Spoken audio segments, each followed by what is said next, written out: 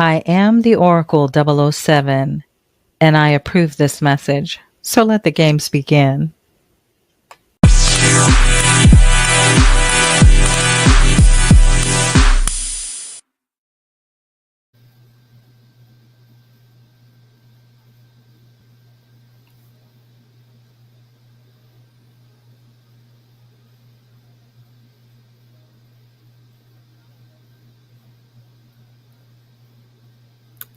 Shalom, shalom, shalom. Peace and blessings to the true people of Yah, the Hebrews, the true nation builders, always imitated, never duplicated, always unwilling to assimilate, the set apart, the Sabbath keepers, the peculiar people, the apple of Yah's eye. Shalom, peace and blessings, family. Listen, did y'all like that new intro? Y'all know I can't really see the comments. I'm sitting here always trying to not be nervous, but come on, if y'all like that intro, just please go ahead and give it up because me love it. My brother K Judah did that intro for me under the behest of his lovely bride, Queen K Judah. Thank you so much, sis. I appreciate you. I'm so appreciative. I've already given it 1,000,000 views, featuring my signature burgundy mohawk. Whoop-de-whoop. It just screams, boom, Oracle 007 is in the room. Okay? Thank you. Thank you. Thank you. Me love it. And I'm just gonna say I was almost kind of hurt because I said the sister must not have liked all that loud banging music that I had in the beginning, and I had all of a sudden turned into that crying mother where it was like, well, Lord knows I've done the best I could with what I had. And then I was like, don't do that. Just go ahead and just accept this gift. It was beautiful. I appreciate it. Thank you so much. I love it. I love it. I love it. All I'm going to say is this. Okay. I'm saying this in each and every one of your ears so that K Judah has this on recording forever. You know, I can't bring myself to say that he's Michael Jackson bad. I can't do it. And although I believe he believes he's a honey badger. I believe he is a sugar bear because, you can't get enough Super Golden Crisp because it's got something. If anybody has that whole jingle, please give me that last part because I want to be able to sing that to him. Okay? But for all of you who know that I give him trouble concerning this matter, although I will not say he's Michael Jackson bad or a honey badger, what I will say in effort of a compromise because of this beautiful thing that he has done for me, I will say that he has honey badger tendencies as a sugar bear. Okay? And you all can say whatever you want to say in my chat. Don't get blocked. He has the energy of a honey badger as a sugar bear. Okay?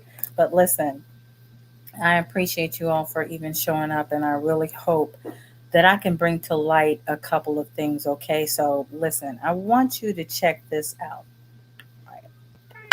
DJ West Star. Toe walk with it.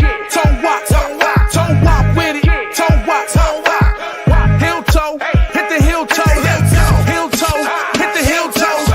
Bad one. Bad one. Bad one. Bad one. Step. Wiggle, bounce. Step. Wiggle, bounce. Hold 'em, shake it out. Hold 'em, shake. Hold 'em, shake it out. Hold 'em, shake. Millie rock. Hit the Millie rock. Millie rock. Hit the Millie rock. I let it rain. I clear it out. I let it rain. I clear it out. Chicken noodle soup.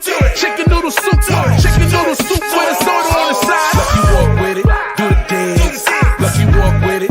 Do the dance. You wanna dance? Then go to work. You wanna dance? Then go to work. Listen, y'all have to bear with me as I'm going back and forth, okay? I want to bless each and every one of you for coming out here, and please forgive me if I missed your name.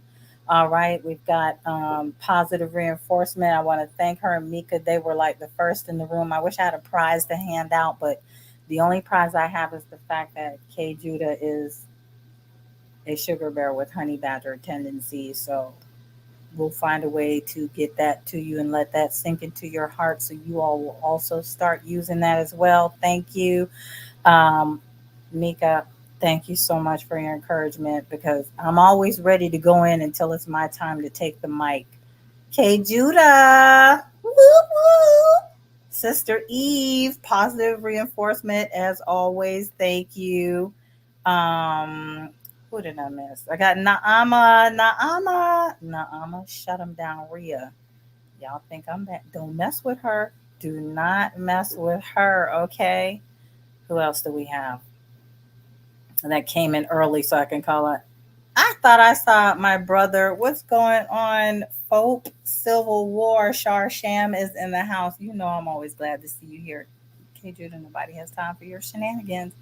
Let me let you all know why I showed that guy. Eve, I hope I called your name. Okay, I don't want to wind up in that same situation like K. Judah and how he blamed us.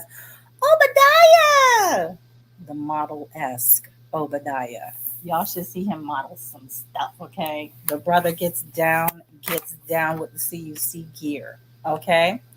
Listen, I wanted to let you all know why I showed that gentleman. If you had not seen him on YouTube, I appreciate him. His name is Myron Jewell. And you know I love to do my Hebrew Heroes segment. So despite the shame that often befalls our people, I love my people. But I would be lying to you if I said all of us, because that's just not true. I might love you from afar, but I don't love you like that enough to give you my loyalty and my commitment. It's just not going to happen. Okay. Now, I when I showed that, Myron had challenged his nephew to a dance off, and as you could see, Myron did not win that dance off. And yours truly was actually in that comment section, and I let him know. People were concerned that I was hurting his feelings, but I don't think so.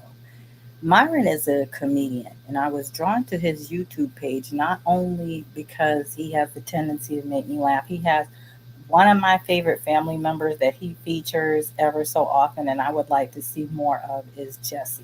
Okay, listen, go look for any of his videos with Jesse, especially one that he recently posted with the as a clown. Okay, so not only is he a comedian, above all of that, he appears as a man whose first love is actually his son. And even though it appears, just kind of off from what I see, that Myron and his son's mother may not be together, she always manages to still be in the picture and get in on the fun with the rest of the family. And it appears that if they have a great respect for one another, they raise up their son together and they all seem to just have such a wonderful time. So the following is the next video that was put up by Myron, and I have to applaud him because he is very much, from what I'm able to see, I don't think it's fake, that he is in a active father in the lives, and it's not only in his child's life, but in his nieces and nephews, and it seems like as he is climbing the ladder of success, he's taking his family, inclusive of his son's mother, with him. So I want you all to listen to his PSA because I think these things are very necessary. Hey, I just want to take the time out to shout out to all the real fathers. Shout out to all the fathers that's in their kids' lives, whether it's a son or a daughter. Shout out to y'all. Y'all the real kings. These kids need us, man. These kids really need us, man. Ain't no guidance out here, so if we don't guide them, we can't let the streets guide them. Real talk. My nephew, best friend, just got shot in the head on the 4th of July. 15 years old. Scared the hell out of my son and my nephew. Please continue to guide these kids into the right direction, man. They need us more than anything. So to all the fathers out there, if you ain't seen your kids, stop making excuses. She won't let me see my kids. She won't let me see it. Man, go to court, fight for your kid, especially these young men that need us. Young women need us as well. But we got to get in their head, man, and change this perspective on what they thinking about young black people. I love y'all. Be blessed. Let's be better fathers. You be blessed, Myron. I hope so many of us heard that. Now, this is very disheartening.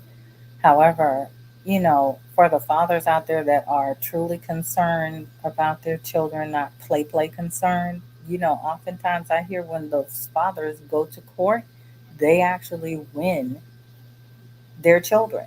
You keep hearing this, but this is not what's being put out there, but I'm putting it out there. Okay? They will actually win custody or even share custody with their children. And that was one of the things that I appreciated about the brother Shoemake, from the Shoemake's Way in his videos, because he is a man who wound up having two children, eventually divorced, and changed his life. And he wound up getting married again. He's just had a brand new baby. But I love how he goes into detail, tells you about his life, his way of thought, how he's thinking now. Okay, and that was one of the things he had to do. He said he was being put through the rigmarole, but he went to the court and he got shared custody of his children. All right, very respectful brother. I love him so much. All right, I want you all to hear this next young man. Xavier Jones walked 6.5 miles to his 8th grade graduation. Now, listen to this story, okay? 14-year-old, it was a hard work, dedication, and steps he took that's granting him a ride in more ways than one. Fox News' Callista Matrician tells us more on how a 6-mile walk to graduation is bringing him more than a diploma. Well, a new door is now opening for Xavier Jones and his family. That's right, thousands of steps now turning into thousands of miles thanks to the help of some hometown heroes. Shining in silver, a 2022 Honda Odyssey for the family. Just to see his family, get a chance to get transportation and to see himself get transportation. And for him to be rewarded for something he did for himself. Response and reward.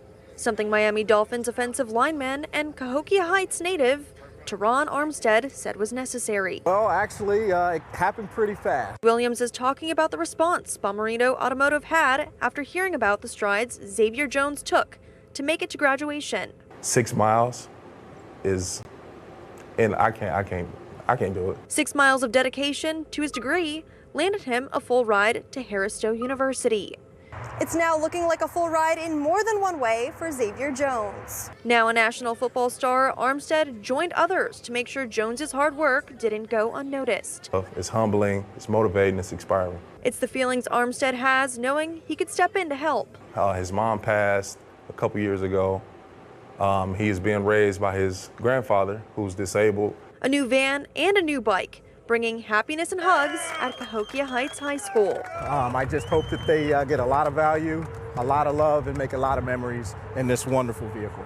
It started with a special basketball game bringing in nationally known NFL players. According to Armstead, but really the star of the show will be at halftime. It was the moments Jones's family was presented with their brand new ride. It's just incredible to be a part of. And incredible what kind of impact it's made. It's beautiful. I'm telling you, I don't have enough words for that.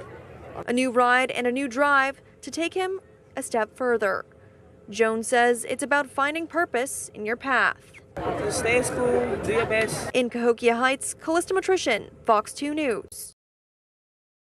I swear he looks like the basketball or football player. Listen, I don't watch sports. I don't know who that man is. But peace and blessings to Brother Armstead. Did y'all see how big and powerful his granddaddy's hands were? Oh, my God. I would not want to be knocked down with those hands. Oh, my God. And the sad thing is hearing that his mother passed away and he's being raised by his elderly grandfather, who is not only disabled but had no transportation. So granddad showing up in the young man's life on behalf of his departed mother as the father, bless him 1,000 times over with long health, with long life and good health, okay? I didn't hear about his father, but the testimony was powerful. And also, shout out and peace and blessings to Brother Obadiah. I'm taking these little moments here to go back and forth and at least look through the chat. Hey, brother, bless you, because I remember even just hearing you talking about your children And I'm glad that you found that to be a beautiful experience.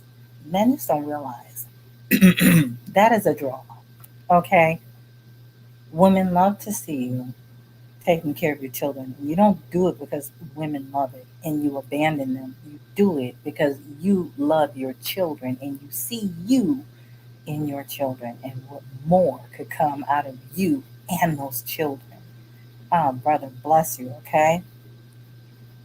Now, finally, we have some young sisters that were hit by a purported pillar of and I got them air quotes, a purported pillar of the Asian community and a business owner in Dallas by the name of Jin Shin. Not sure how many of you have heard this story, but we're going to get into it, okay? Those sisters called for black up. That's what I said. You heard what I said. They called for black up, and the brothers showed up to protect these women. And despite the shenanigans of the slave catchers, nonetheless, the brothers showed up.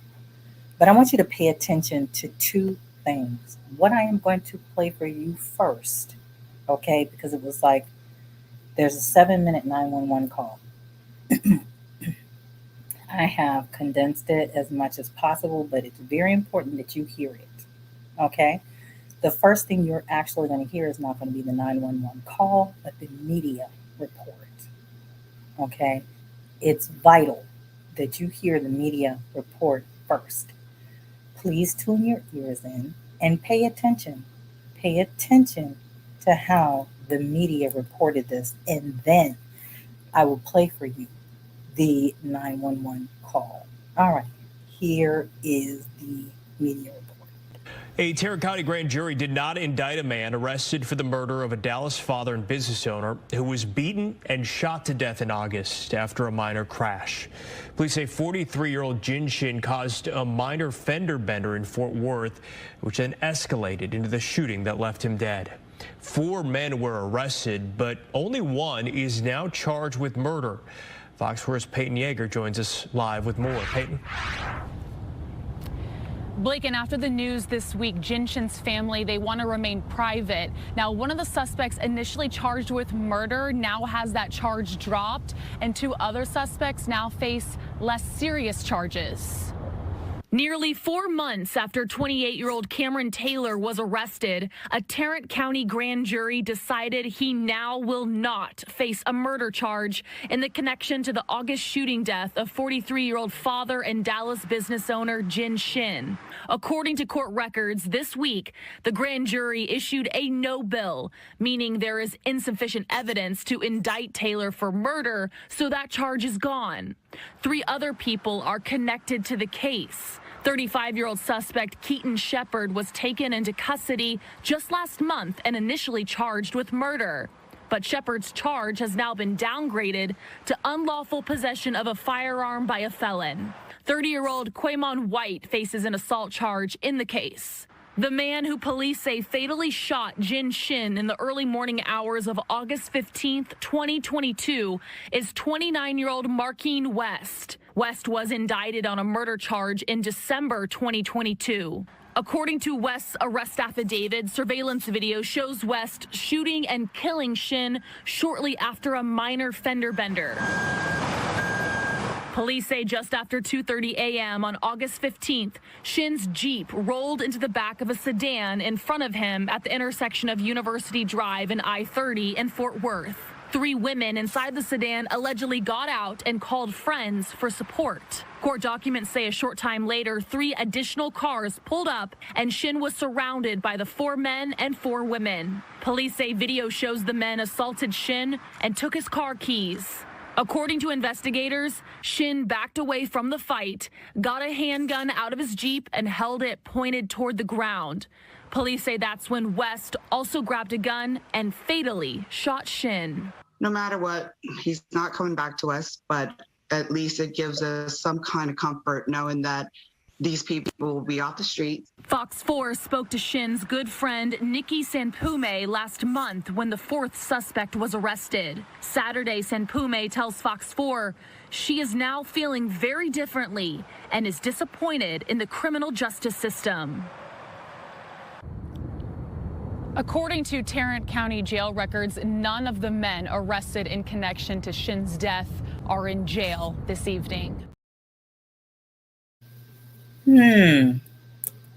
I can't believe it. All he did was roll into those ladies and they called friends for support. And I mean, it's just amazing that that's all that happened. And then these big, humongous Negroes, I have to tell y'all, they look older than their age.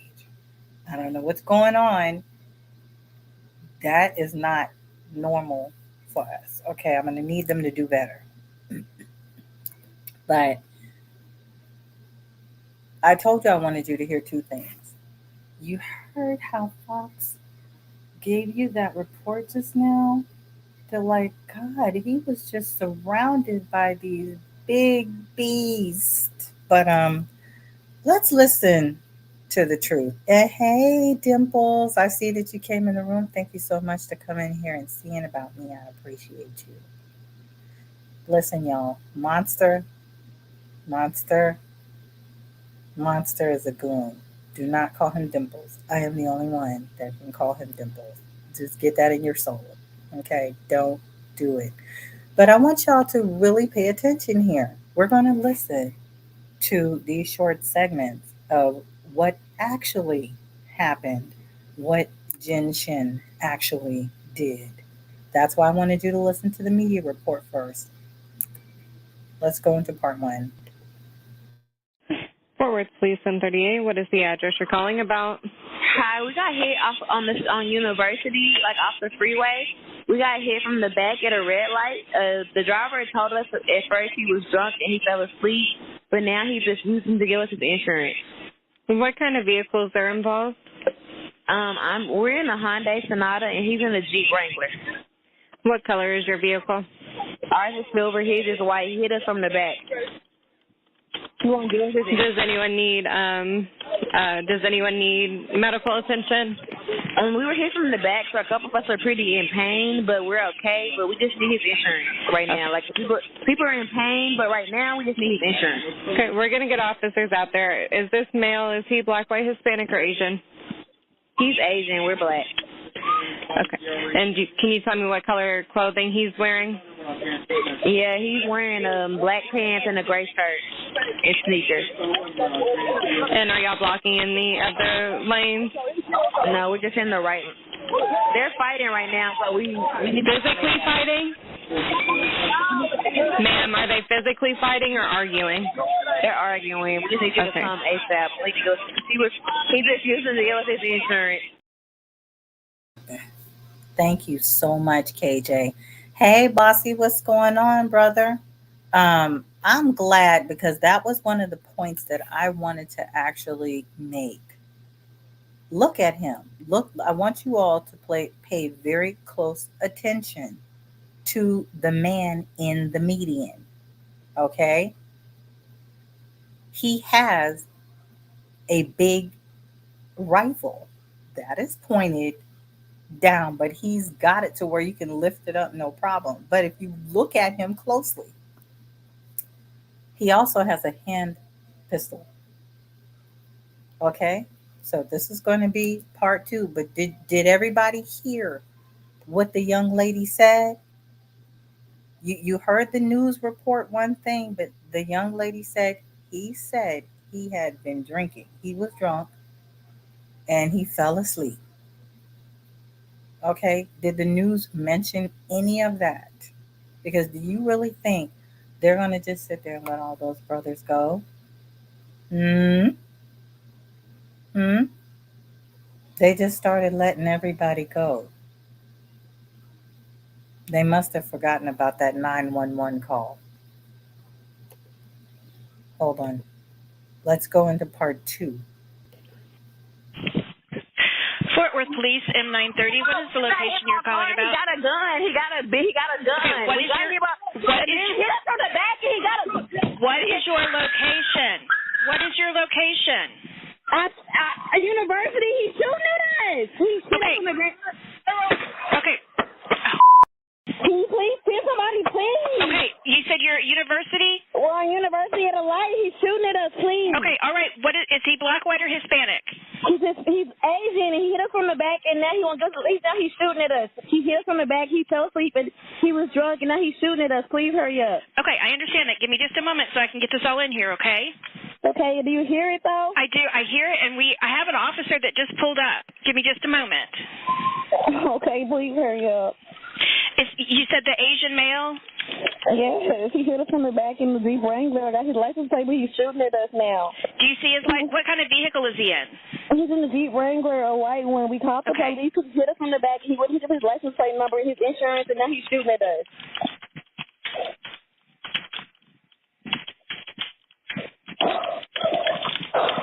Okay, where is he right now? I don't know. Could you just come on, please? Now, when the news reported it, they showed up and they all just surrounded this guy. And I'm trying to figure out, when did they have an opportunity to do that? Because apparently the street cam caught what you are looking at. Okay? Let's listen to part 3. Quay, get down! Quay, get down! Get down! Hello? I'm still here. Are you talking to them? Yeah, but the police is trying to get us, and he shot at us. Quay! Hello? I'm still here. Hello? He hit us from the back, and then he started shooting at us. Okay, do you need an ambulance? I'm on the phone with 911 right now. I called you. Hello? Do you need an ambulance? Get down, get down, get down, get down, get down, get down. Get down. Has anyone been hit? Do you need an ambulance? Yes. No, we don't need it. We just need somebody that he's not helping us. He's trying to... He shot at us. We're trying to figure it out. We're telling you. Look at the window. He literally grabbed me with a bullet. He shot at the window. I was sitting in the car. Because he shot at me. Why the hell did you cry? No, it's not killing. So I was sitting right there. Because look at the window and I was sitting right there. Why is he yelling at me?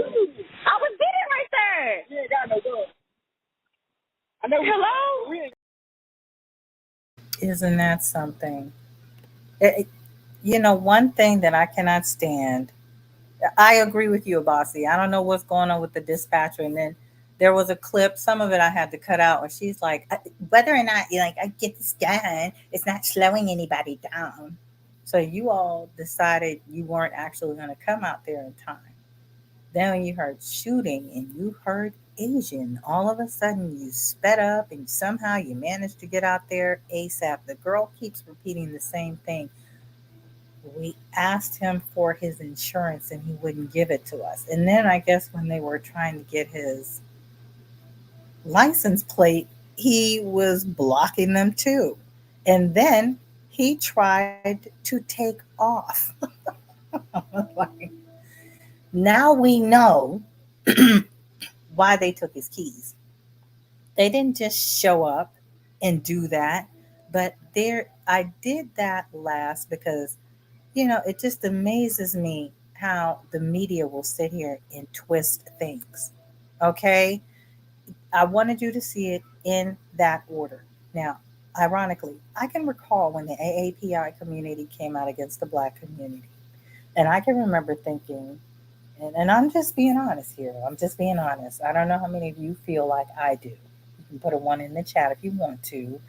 I was thinking, don't nobody care about y'all? I mean, don't nobody care about y'all? I can remember saying that. Black people be minding their own beautiful Black business. We are not thinking about y'all enough to the point of harming y'all at any time. You're nasty, you're mean, you're cruel to us. You want to set up your stores and stuff in our neighborhoods. And then when we come in, you want to tell us, hurry up and buy. No. That's why they don't see the space. We don't care about you like that enough to wake up with y'all on our minds. So wake up and admire this dark chocolate, okay? The only ones of us that are thinking about y'all like that are the passport bros. And I can assure you, we do not deal with them either, okay? It's we. who run around in every other nation's mind rent free all day, every day. All right? I have to say this. I have to mention because I really want to get into this. The great rejoicing that you all had during the affirmative action knockdown or dismissal was charming. But now my spirit is telling me that you all have reached the pinnacle of F around and find out. It's about to go down. Because now you all now have new complaints from your community about not receiving promotions on jobs. And we're not blocking those. Really, it's like too bad, so sad. Y'all have had this one side love affair with the Pale community, and they don't even like you. And they were the ones who were causing a whole lot of problems, but nobody was complaining about them.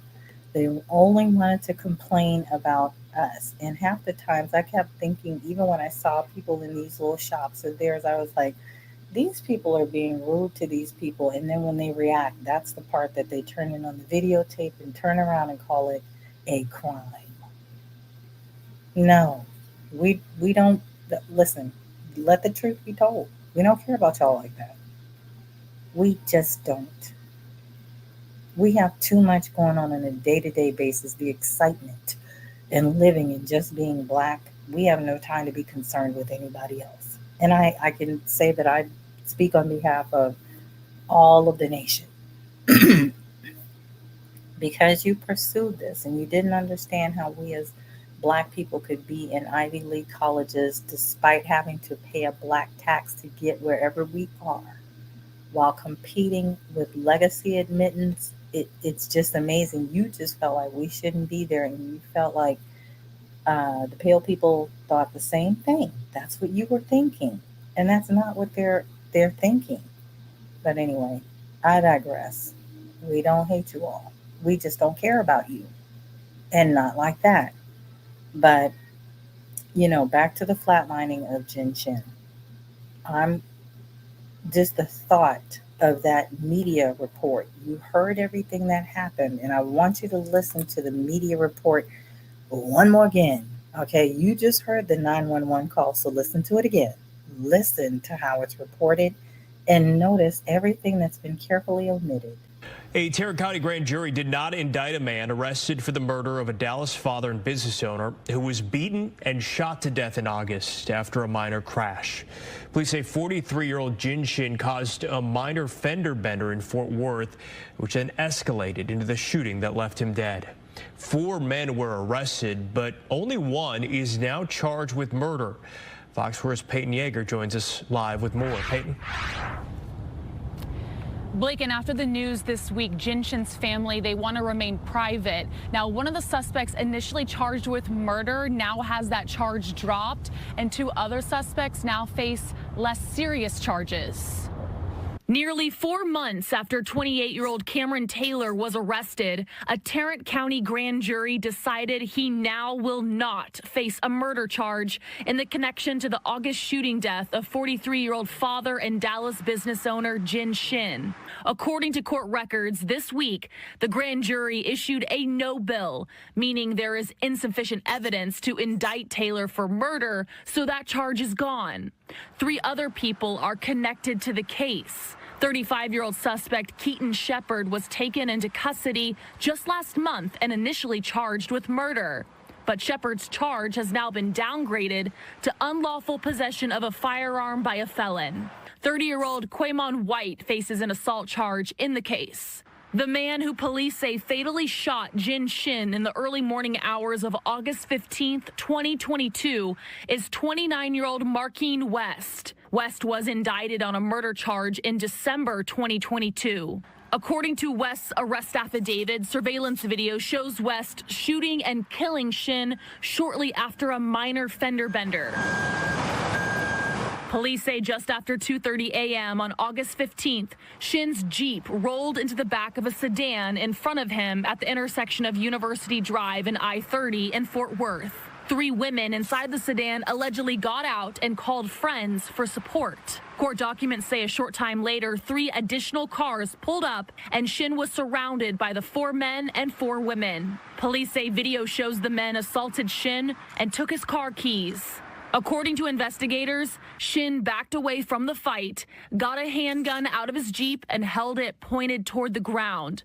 Police say that's when West also grabbed a gun and fatally shot Shin. No matter what, he's not coming back to us, but at least it gives us some kind of comfort knowing that these people will be off the street. Fox 4 spoke to Shin's good friend Nikki Sanpume last month when the 4th suspect was arrested. Saturday, Sanpume tells Fox 4 she is now feeling very differently and is disappointed in the criminal justice system.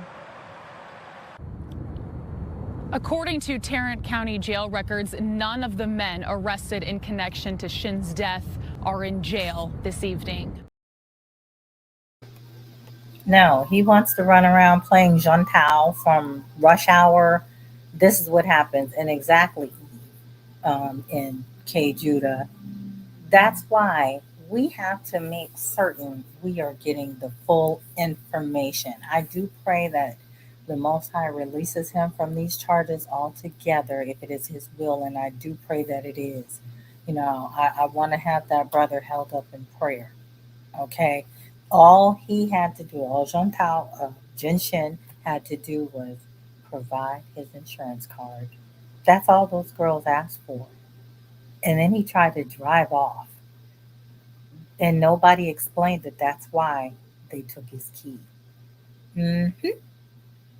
And if you go into that 911 call on YouTube, look at the nasty things that those people are writing. They call us the protected class. Can you listen to me? Go find it on YouTube yourself and read through the notes. Those people are saying, yeah, this is what they're going to do for their protected class. They're talking about us because the people were being released and they felt like Jin Shin should have just gone out there and started blasting. Even though, again, and let me reiterate, all they asked for was the insurance card. And since, you know, the person who was so much being attacked and had to back away from the fight, let's pay attention to this one thing. One thing. Just one thing. Who did y'all hear make the 911 call numerous times? Was it Jin Shin? No, not at all. So it was he, Jin Shin, who brought Joe Black to his doorstep. And I introduced this story last and specifically because when I said we ought to be careful for the information that we obtain from the media, it's pertinent because they're there to keep from being sued. Listen to how they word stuff and then listen to what's really happening. All they said was these men are no longer in the jail tonight.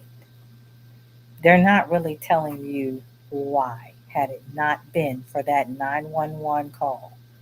That man, drunk, went on the attack. And when I was responding in those, of course, when I was in the comment section, you think anybody said anything back? They must have also heard the 911 call, but they would not go in there and apologize. This is just who they are. Okay? So when I said I introduced the story last because it's similar to what happened to our sister Carlishia Hood. Now, we're going to take a break and come back because I'm going to admittedly tell you all this is going to hurt. Okay?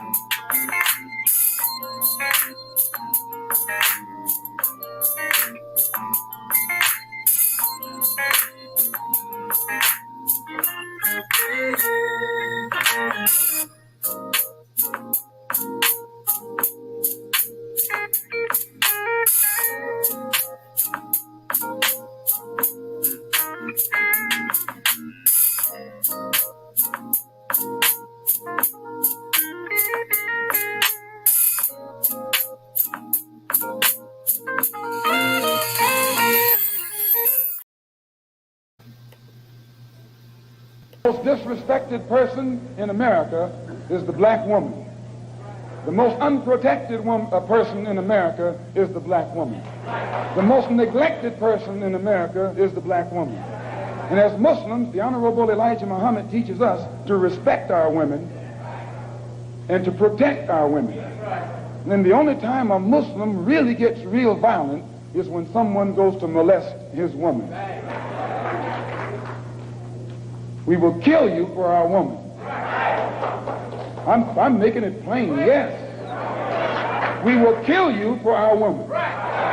We believe that if the white man will do whatever is necessary to see that his woman gets respect and protection, then you and I will never be recognized as men until we stand up like men and place the same penalty over the head of anyone who puts his filthy hands out to put in the direction of our women.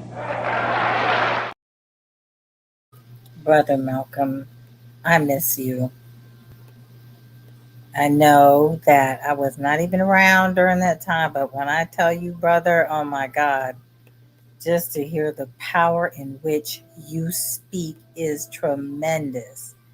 And it is sad. It is amazing to hear some of the brothers that will sit up here and love him so, and yet and still they don't even talk the same. Okay? And I'm going to give the PSA on my account. Okay, because it had come to my attention some fooling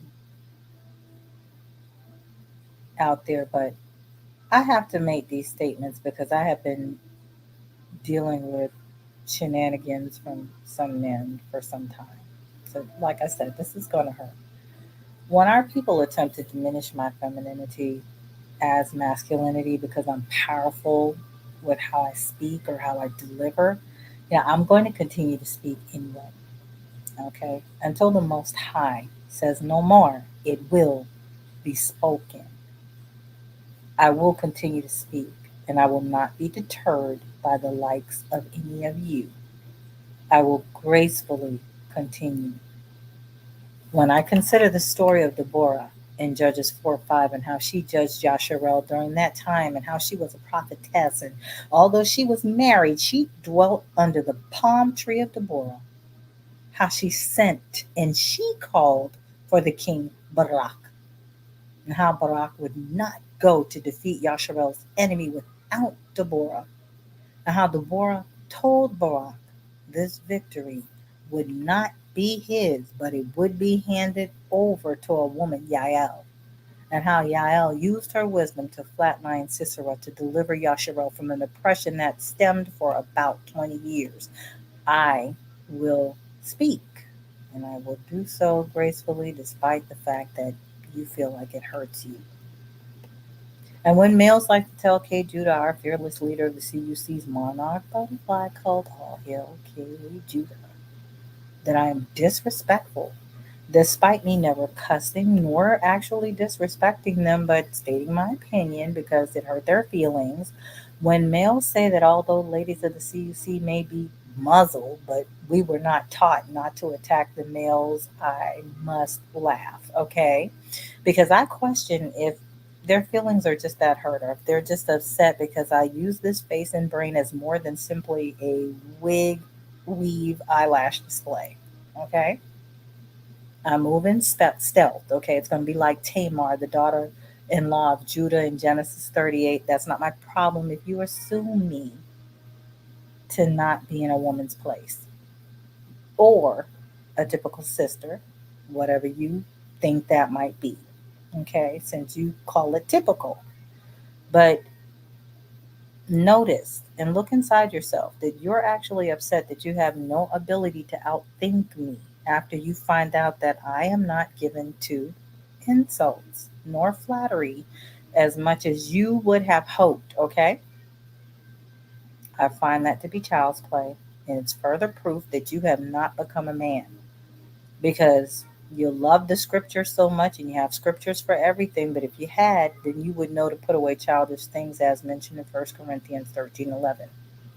Now, if you get your eyeballs scratched out, it's because you attacked me first, and I will not be feminine or ladylike in any time of war. Just know that. And I mean that. I mean that. If I go out, I'm going out fighting. And after I win, I will feed on you. Just know that. Know that I am fully prepared, especially when you attempt to come in for the kill to attack me, only to realize that I will have your signet ring, your bracelet, and your staff, and Yah's words upon my heart, on the tip of my tongue, to stand as a testimony against you. Not because I want to. I don't want to do that. But because I am a woman, and I will nurture and I will protect. But it's because my life that you find not to be very important at this time, so much that you would want to take up a war against your sisters, my life has to be preserved. And I'm going to do everything in my power to make sure that that happens. Because nowhere will you see women sensibly picking up a war against their brothers unless you started it first. So if you get your eyeballs scratched out, just know it's because you started it. And when I'm done, I'm going to obtain my inheritance and yours without you even having kept your end of the bargain. With you forgetting that I am your sister. But since you've made yourself my enemy, then so be it. So if you get your eyeballs scratched out, just know that you started this. Okay? All right, thank you. I just wanted to get that out of the way. All right. You heard what Malcolm had to say, but I want you all to hear a couple of other things that's been going on. Let's listen. Ladies, get your food. Who? Get the car? Hey. Get your food. Get your food. If you say one more thing, I'm gonna knock you out. Oh my God, I said one more thing, I'm gonna knock you out. Say one more thing, I'm gonna knock you out. Wow. I bet she didn't even think he was going to do that. Let's see what else is going on. Hey, Sister Knit. What else is going on out here? I mentioned this earlier to someone else, but I do want to stress this. There's nothing you can do outside of killing the black women we have right now that will make any significant change in our society. Once we see the root of evil, which is the black woman, we have to cut her out.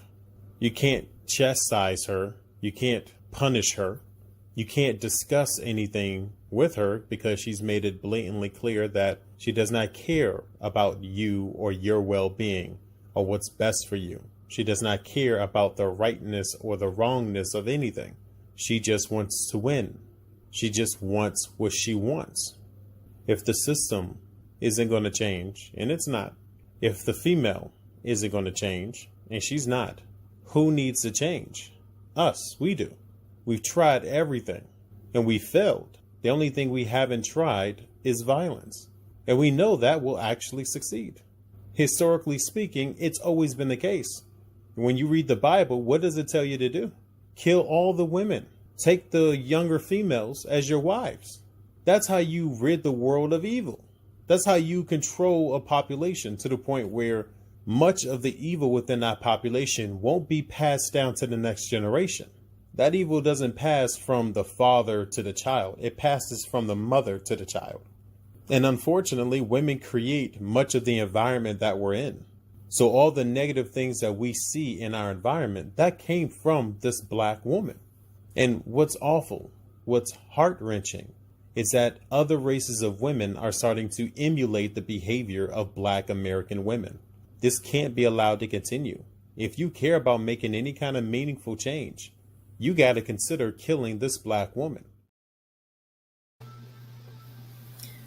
I was so interested in finding this scripture. I was like, where does it say to get rid of all of the sisters? And where people are starting to emulate the sisters. I couldn't find that. I did see where Moses had stated to do something like that, and I think it was his soldiers or something that was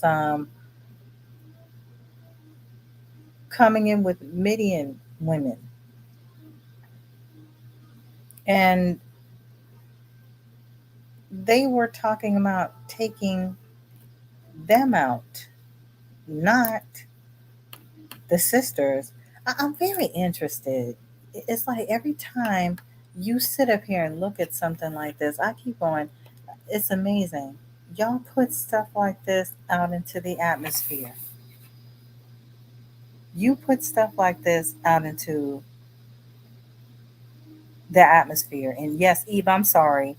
I did not want that information out there. I think a lot of people already know who put that commentary out there, but it had his name and all that other stuff on there, so I did black it out. Some of the stuff you're going to see looking like that. And some of the faces were harsh on our eyes, so you will see me doing something like that. Okay? But yes, and I can remember it, but it's amazing. It never said to do this to the Hebrew woman. Never. Never. But somebody like that will go out there with a voice like that and see how nice and calm and easy he sounds like this. And here you're sitting up here listening to a sociopath and a psychopath all rolled up into one big burrito. Okay? And this is what he's going to put out there, and some kid who couldn't get a date for the prom, and or either it was the girl that he did not, the girl that he wanted, she decided to go with somebody else, and he looks at him as a bad boy or something, and he can't deal with his emotions, and he'll turn around and think that's what the Bible says. You all will sit here and cause so many of these young men to sin, but thank God there is an anti you out in the world. And we've discovered him over here. How dare you? You sit here and you lie. And I pray to the Most High that he will have you destroyed. How dare you put that out there and tell those lies? And there was a reason behind that. But those were not the sisters. I don't know where you came from with that. But I pray that the Most High touches you and that it be slow and painful. And the guy that decided to do that with you, you all are nothing less than amazing to sit here and do something like this. And what amazes me is how the guy said, if they won't change, meaning the women, he said, y'all have to change. Okay, I could get down with that, but amazingly, y'all really didn't have to change. The change that he was saying that y'all had to do was to take us out. Nah, baby. The Most High will not allow it. He will not allow it. If you get your eyeballs scratched out, you know what happened. The wickedness that is running through is beyond me. I have to. Let's see what else is going on out here. And I want you all to know, pay attention to the voices. These are the voices of the men that call themselves your brothers. Okay? Listen to Black that. men are mobilizing towards one goal, Jason, and you throwing a wrench in there. I think a person like you would love to see what's the goal? What's the goal? What's the goal that you think? What's the goal that you think? To get our women on code. talking to a racist white woman is how you get black women on code? Hey, if that, listen. Sir, we're not going to argue. What does a racist white woman have to offer black women to get them on code? Well, when Pearlie had made that flip up, now I'll admit she was wrong. She had a silly moment. What's the goal? What's the goal that you think? What's the goal that you think black to get our women on code? Our women out here fucked up, Jason. And you think that talking to a racist white woman is how you get black women on? Okay, sir, do you have a woman? That's what I mean. Y'all causing division is something that's gaining momentum. Sir, is you jealous? Sir, do you have a woman? It don't matter. Yes, it does. Yes, it does, sir. Do you have a woman?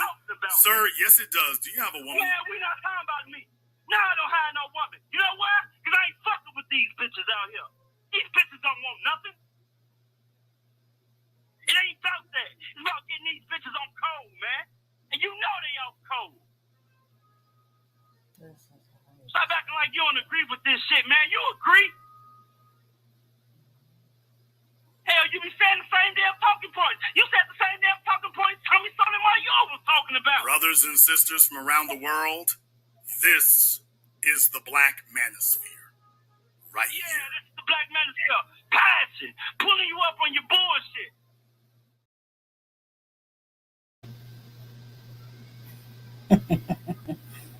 It's funny because it's amazing how slick Jason Black was when he did that, because he seemingly does talk like that. But I just thought that was very, very interesting. God, and again, these are, and he got me. Did he get anybody else when he said, "Is you jealous?" And for some reason, I immediately thought about, I don't know what that movie was with Chris Rock in it. He had all this money and he was asking somebody to buy him, to give him one rib. He kept trying to find out, and that's how it sounded to me. Is you jealous? I'm sitting up here like, wow, again, you hear the voices of your brothers. Okay?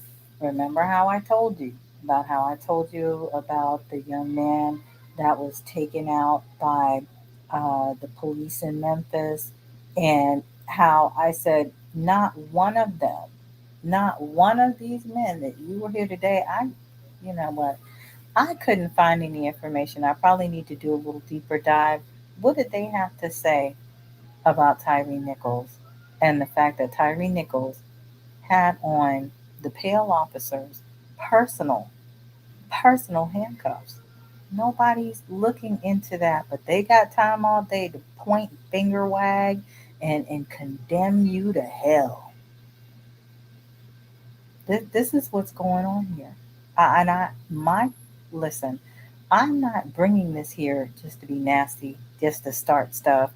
When this situation with Carlishia Hood happened, when I started looking up the information to find out, who's saying what, who, when I saw the media reporting, I was already disturbed, because your sister was already in the comment section immediately going, something's not right. And I was on Fox 32's comment section.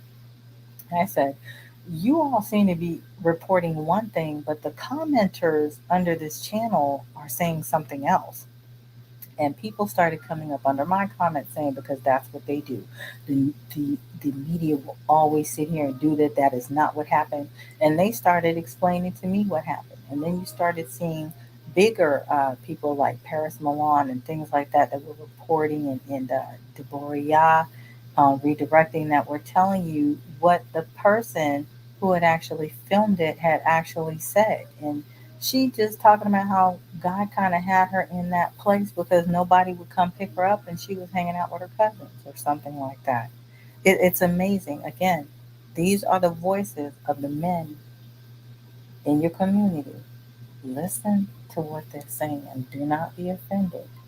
Do not be offended. Because when destruction comes, and it's not because you want it, it's going to come, because this is what they put out into the universe against you.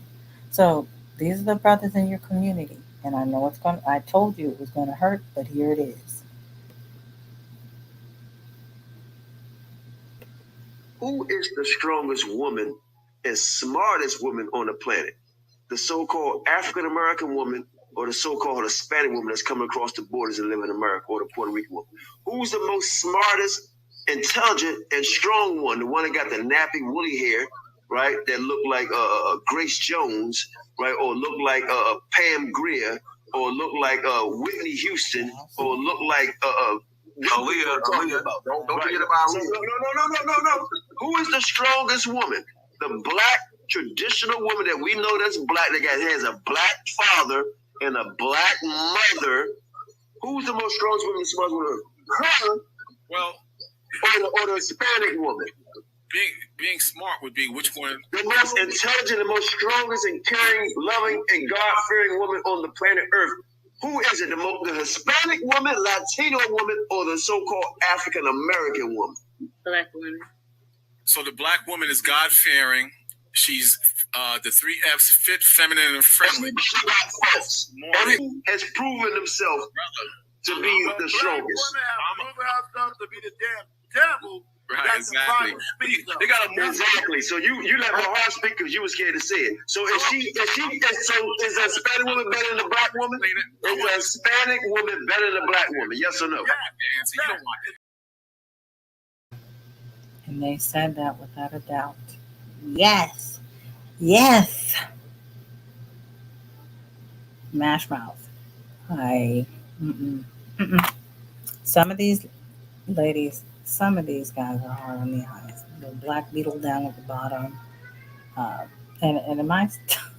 Every time I thought about him saying, so the black woman is God-fearing, she is fit, feminine, and friendly. And I'm sitting here going, you ain't fit, masculine, or friendly. Every time I think about him bopping that young man in the head and running off to his little car, I just get angry. I wish I could get my hands on that young man. Since if people are going to be taking it down, I want to hear the full story of why this big, gigantic black beetle decided he was going to punch this little guy, this young man in the head. But that young man could take him. You gonna punch him in the head and run off and then cry, I want my brother back. I want my brother back. And when that guy told him, you are disingenuous, I was in here about to fall out because I was completely with him. Listen, this guy here, they call an elder. He's supposed to be teaching us to be better. What did y'all hear? Did y'all hear him teaching you to be better? The black woman is fit, feminine. And so when I tell y'all, I look at these people as a hand or an arm of pale supremacy. I mean that. This is sad. You're going to hear more from our brothers because I wanted to hear the reporting. I was waiting on something good to come up, but no. These are your brethren in the Hebrew community. And when I tell you, when the scriptures talk about the silly woman, I'm taking that thing seriously. Like, are y'all for real? Because it says that these people, they sneak into your house. Did anybody else kind of notice that? They don't they're not rowdy when they come in your house in 2 Timothy 3. They come in quietly. So let's read over that scripture. And it says, perilous times and perilous men. But know this, that in the last days, perilous times will come, for men will be lovers of themselves, lovers of money, boasters, proud, blasphemers. They said you are the devil that the Bible speaks of. And I couldn't find that in the scriptures, but I mean, if somebody finds it, just let me know. Just like they're lying, saying the Bible says to kill all the women. Where? Show it to me. Okay, because that's not what it said. The Bible said to be lovers of themselves and lovers of money, boasters, proud, blasphemers, disobedient to parents, unthankful, unholy, unloving, unforgiving, slanderers.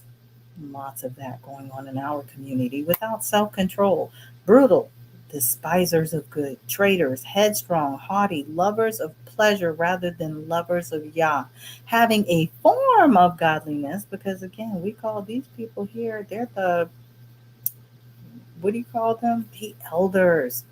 Okay, having a form of godliness but denying its power. And from such people turn away. For of this sort are those who creep. I'm going to say this. Listen to verse 6. For of those sort are those who creep into households, and they make captives of gullible women, loaded down with sin, led astray by various lusts, always learning and never able to come to the knowledge of the truth. Always learning. That's one of the things that you're going to find out. A couple of them, one of them, I got a scripture for that, and I got a scripture for this, and I got a scripture for that, and I got a scripture for this. Always learning. Never able to come to the knowledge of the truth. Now, as Jannes and Jambres resisted Moses, so do also resist the truth. Men of corrupt minds, disapproved concerning the faith. And you're going to sit here and follow them because they're telling you that this is how it needs to be instead of looking into this stuff yourself. They will progress no further, for their folly will be manifest to all, as theirs also was. You guys, take a quick break, y'all.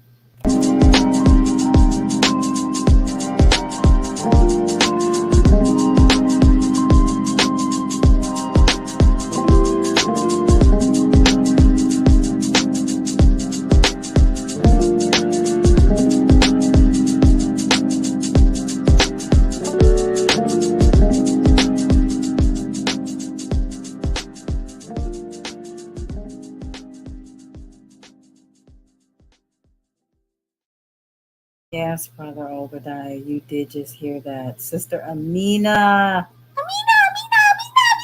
When y'all see me typing that in, that's exactly what it sounds like when I get on the phone and I'm talking to her like that. Okay.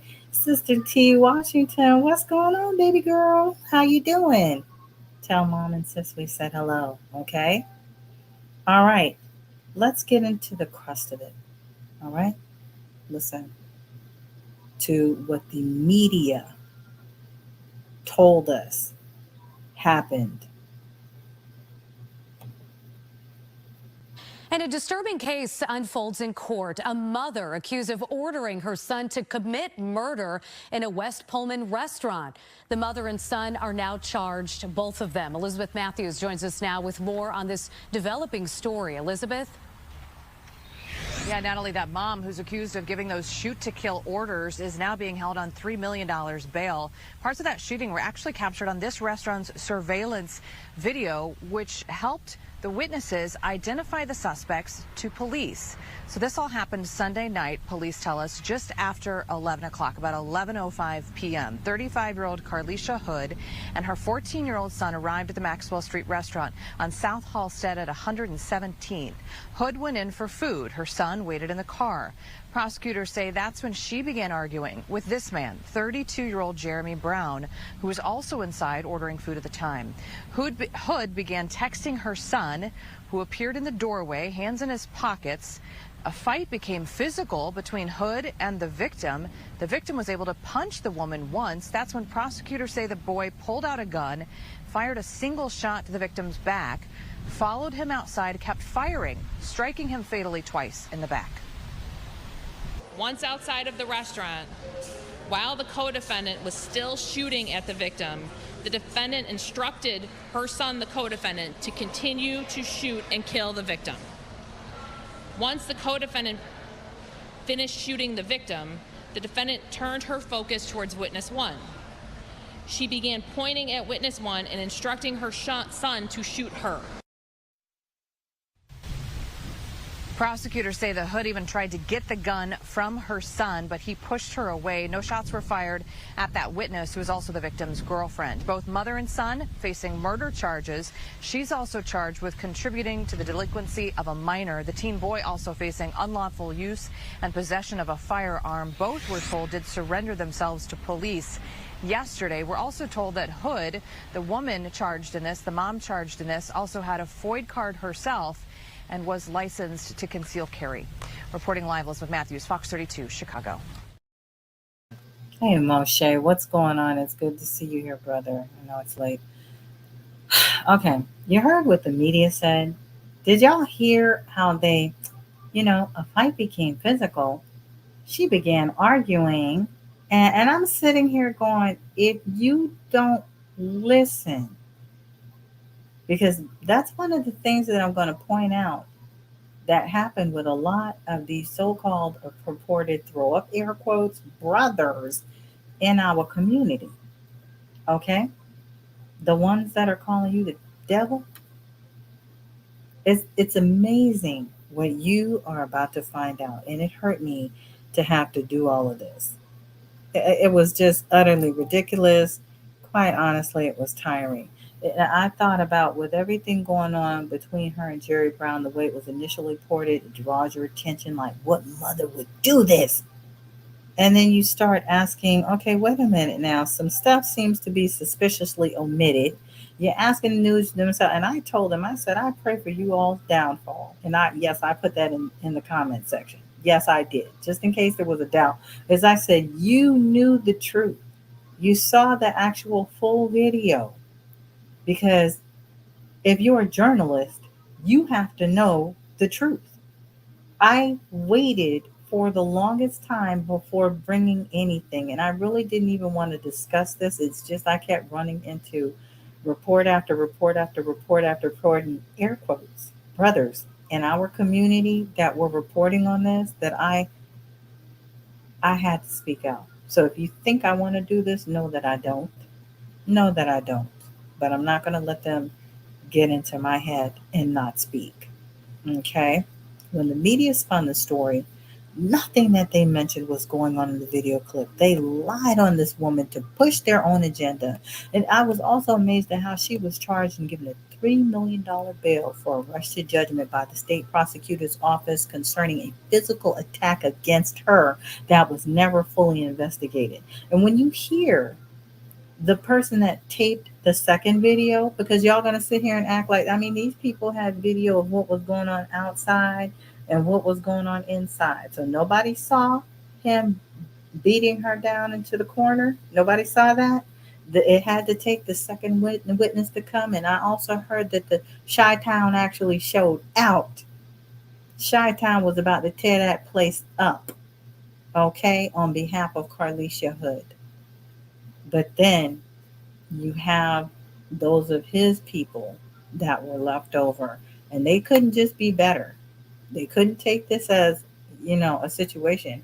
It's speaking again to whatever Timothy was saying, being lovers of themselves and doing a bunch of foolish stuff. They couldn't be better. They had to act like they were doing something when this guy was straight evil, and they're probably already all happy, the truth be told, that he's no longer here. Let's be real. Now, on this segment that concerns Carlishia Hood and her hero son, peace and blessings to the brother. May he always do well, and may the Lord always bless him for protecting his mother. I want to point out the following. I want to say to stop listening to silly men. If you choose to do that, that's great. Going about it, hopefully you will learn how to separate the meat from the bones. But, I mean, it seemed like they don't have any meat. It's always bones. Because I've been listening to them, and I'm like, what are they talking about? They're just talking. They will not always come as loudmouth Jeremy Brown, because some of them, like I said earlier, like the scripture mentioned, he'll come in quietly, arresting you of your own will until you eventually wake up, and by that time it just might be too late. All of these male commentators that you're about to hear, these are the air quotes brothers in our community. They're going to do the following. Listen. They're going to admit to not knowing the full story. That right there was enough for me. They're going to attribute the situation that Jeremy was raised by a single mother. But you know what also got me is nobody realized that the person that obliterated him was also being raised by a single mother. And I seen dudes raised by the single mother. Peace and blessing to our brother KJ.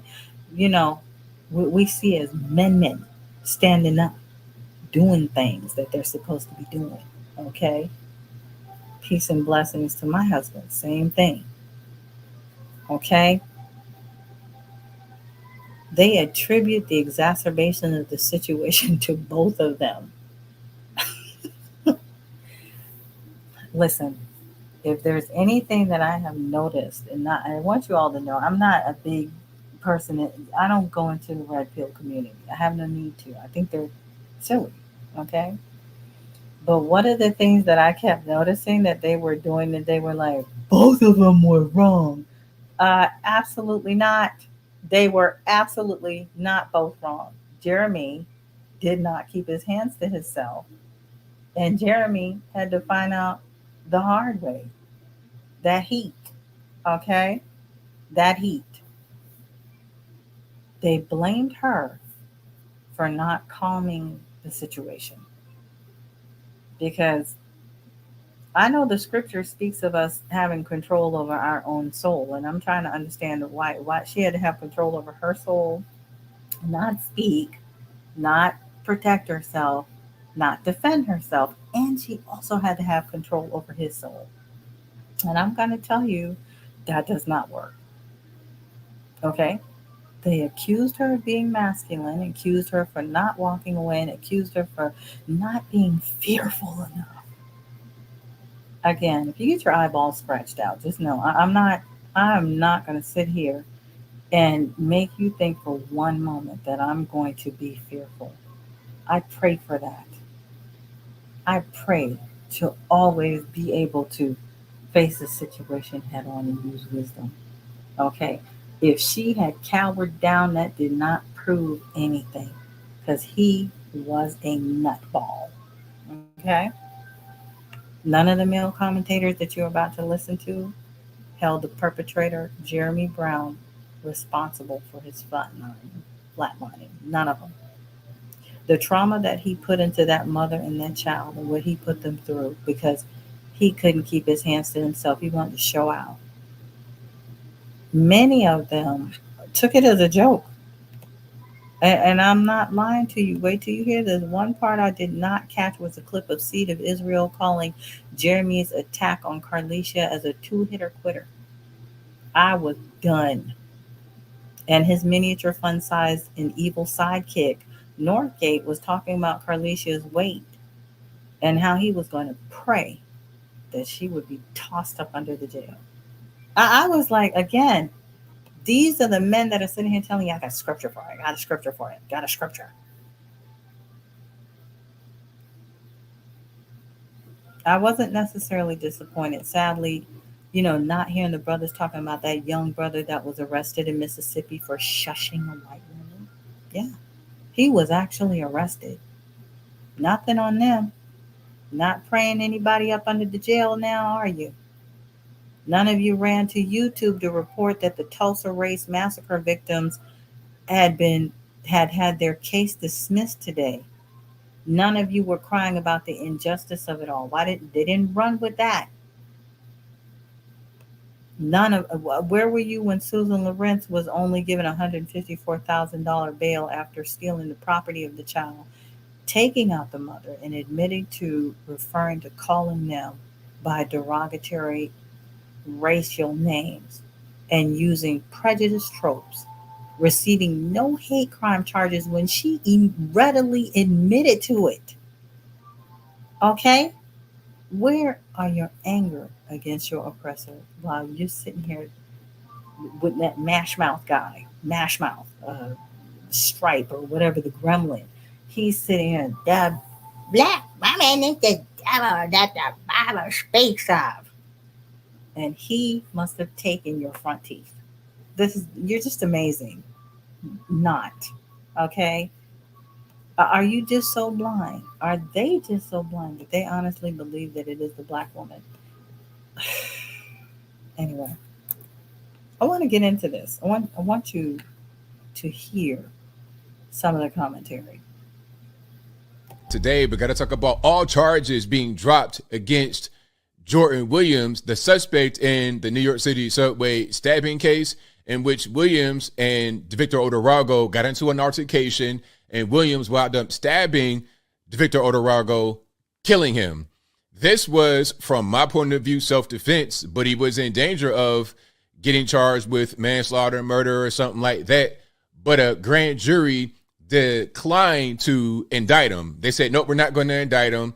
That's what happened. Now, as I said from the beginning, I think this is the right decision, but there's more work to do, because let's get into the articles. Let's go ahead and jump straight into it, shall we? Now, look, you see what this says right here. Grand jury declines to indict man in fatal subway stabbing. Jordan Williams acted in self-defense. His lawyer said he had argued with the victim, Victor Odorago, on a J train, resulting in the 5th killing on the subway this year.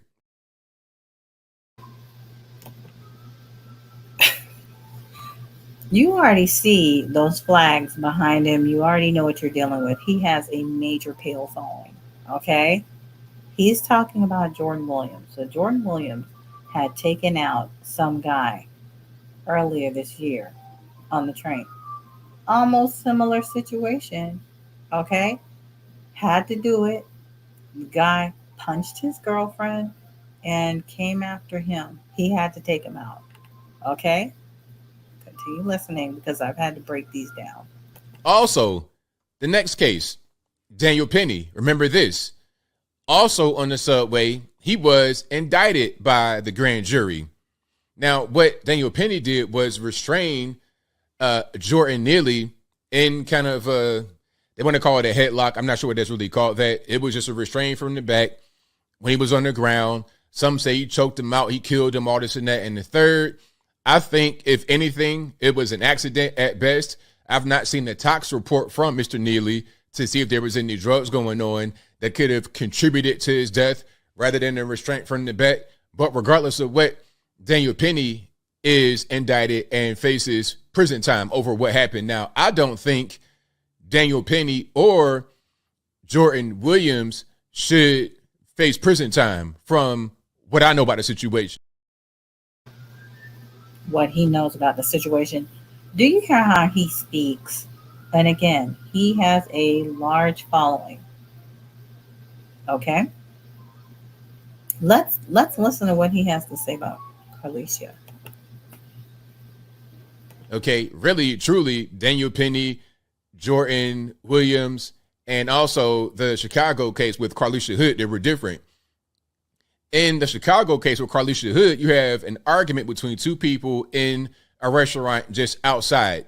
Now, your car is outside. You got your boy in the car. If things are not going right, you're having a hard time, this guy's appearing to be threatening, you can go ahead and roll out. From the video, he was not hitting on her right away. There was just a discussion between the two of them. And he gave her an out, talking about, hey, you say one more thing, I'm going to knock you out. But you're in that situation, what are you going to do? You got to pick. You can continue to talk and fight or not talk, and you most likely will not fight. What are you going to do? These people are getting checks for this. These people are getting checks for this. Essentially, his information was stating, Daniel Penny, they didn't do a good job with indicting him. He should have not been indicted. But what happened to Jordan was a good job, because at least they chose not to indict him because he was being attacked. And here with Carlishia, he gave her an out. He told her if she says anything one more time, then he was going to do something about it. And he didn't immediately start hitting her. And I'm sitting here like, he can barely talk. He's chopping up information. The background and the camera set are beautiful, though. I got to say that. He got everything in there clean with a professional camera. He's getting paid big money. And he pleaded to men on, what is it?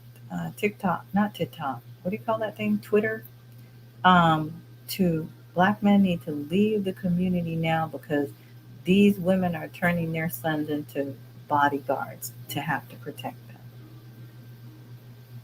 And nobody is looking at. All I kept thinking was, when did this woman have time to text her son to tell him any of this when she looked like she was looking up at the menu and then she was explaining something? I never saw the woman take out a phone, but hey,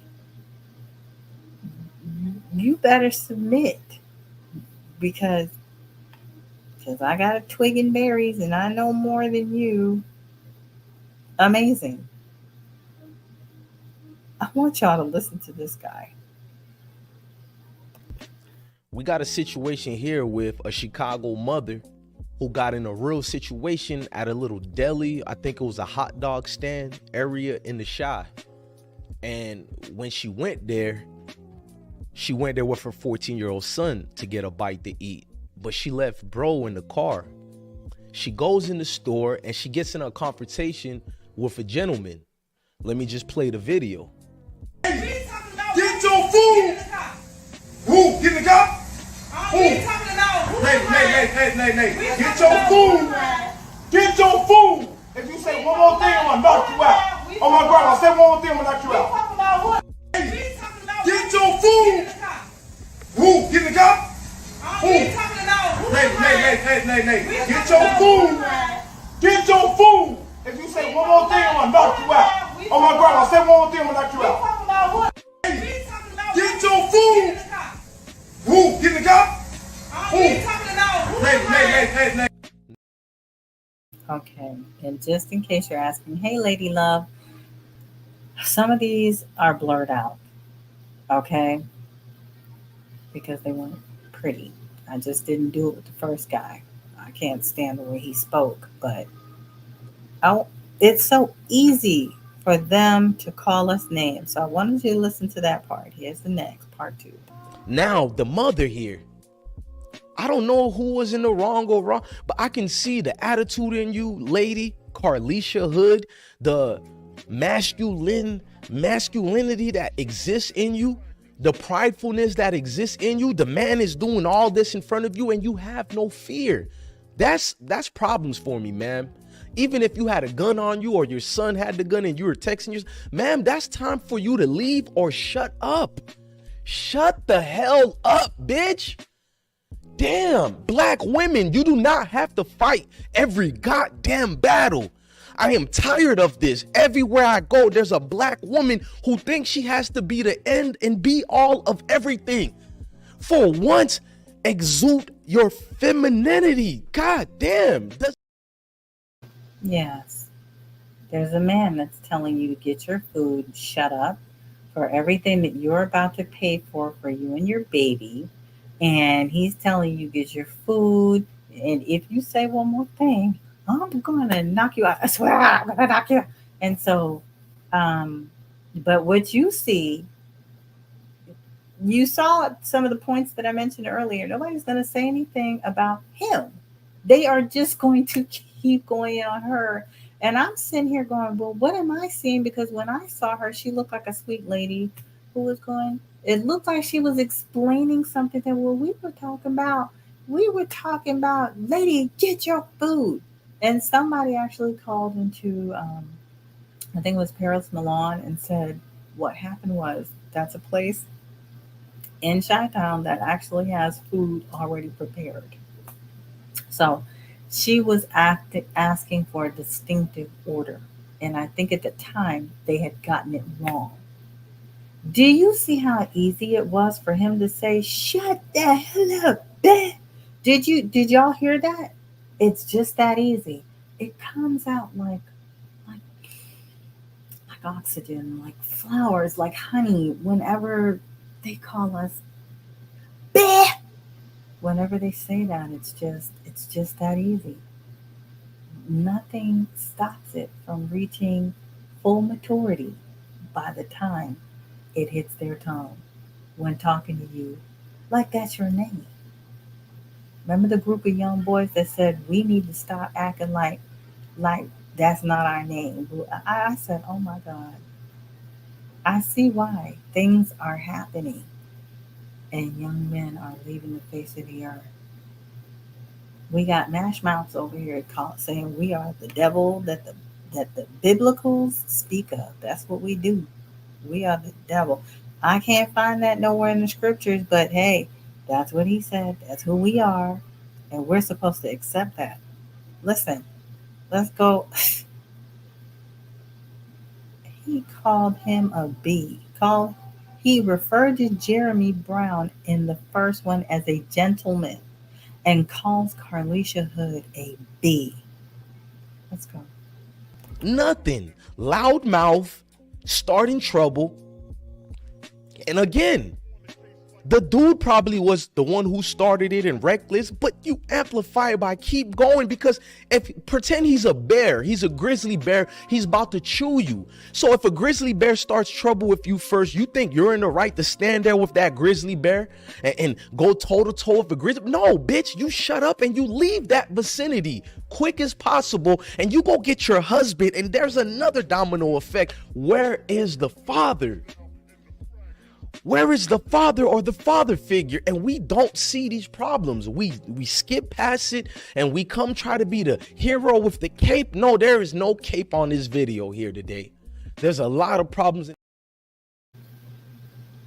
Again, he called her out of her name again. And it was nothing.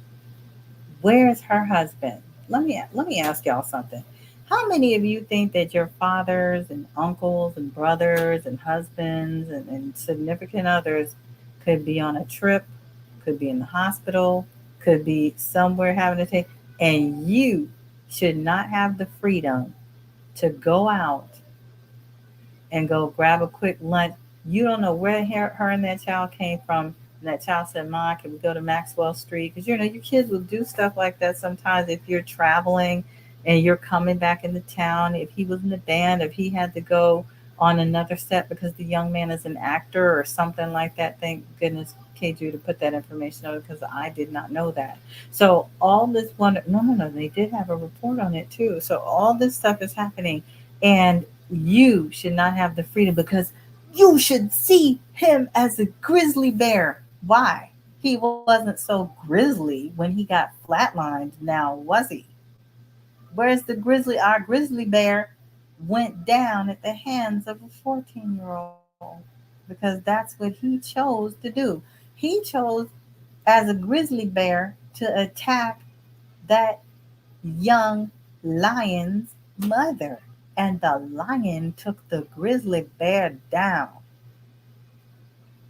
I mean, and I'm sorry. So why do we have to do that? And nobody could explain that. Why? Where is the husband? Now, by all accounts, when I'm listening to this dude, I want you all to know that he said, "I have a lot of kids." And I said, "No, you didn't. You're talking about single motherhood because you have a wife, but all your kids apparently are not in the same house. So I guess her husband is where you are as the father of all of those kids. And don't forget, Seed of Israel in Northgate had to say that you are married to whoever you slept with." Okay. How many women did they sleep with? Who are they married to? Because they both seem like angry and sexually frustrated. Him and his fun-sized partner. I mean, listen. You have to act like that man is a grizzly bear. You have to live fearful, because this is the Handmaid's Tale. And this is how we have to live? Absolutely not. Absolutely not. But let's go on. So now you got a different level of beef from a loudmouth mama who's up challenging men. Seems to can't keep a man, because if she did have a man, what, he's at work, so you brought your son to this area? What's going on? It seems that you brought your son because you can't really keep a man, and that's what you're comfortable with. And maybe I'm going out the bush. I seen a video your sister did. She said the boy is a good kid and all that. He probably is. That's why I'm not going in on a kid. He's 14 years old. Yes, he should be held accountable, but at the same time, I can't fake it like I don't understand it. I see my mom getting pounded by some gorilla type dude. Bro, I'm blasting. No questions asked. But bless one, what if he runs away? Nigga, I'm still blasting. Yes, X marks the spot. What you mean, gang? I'm blasting, no question asked. Wicked mothers, wicked dudes, and wicked girlfriends lead to what you have here. Y'all heard that? They don't have to have control over their own soul. You have to do that and stay in the house, because at 11 o'clock at night, you can't go get your, and T, I saw what you said. Your husband's working. I mean, kids do this. Okay? They do. When they feel like something, can we have? And sometimes you're like, no, you better eat them beans and cornbread now. You don't want to eat the beans and cornbread either. I'm sorry.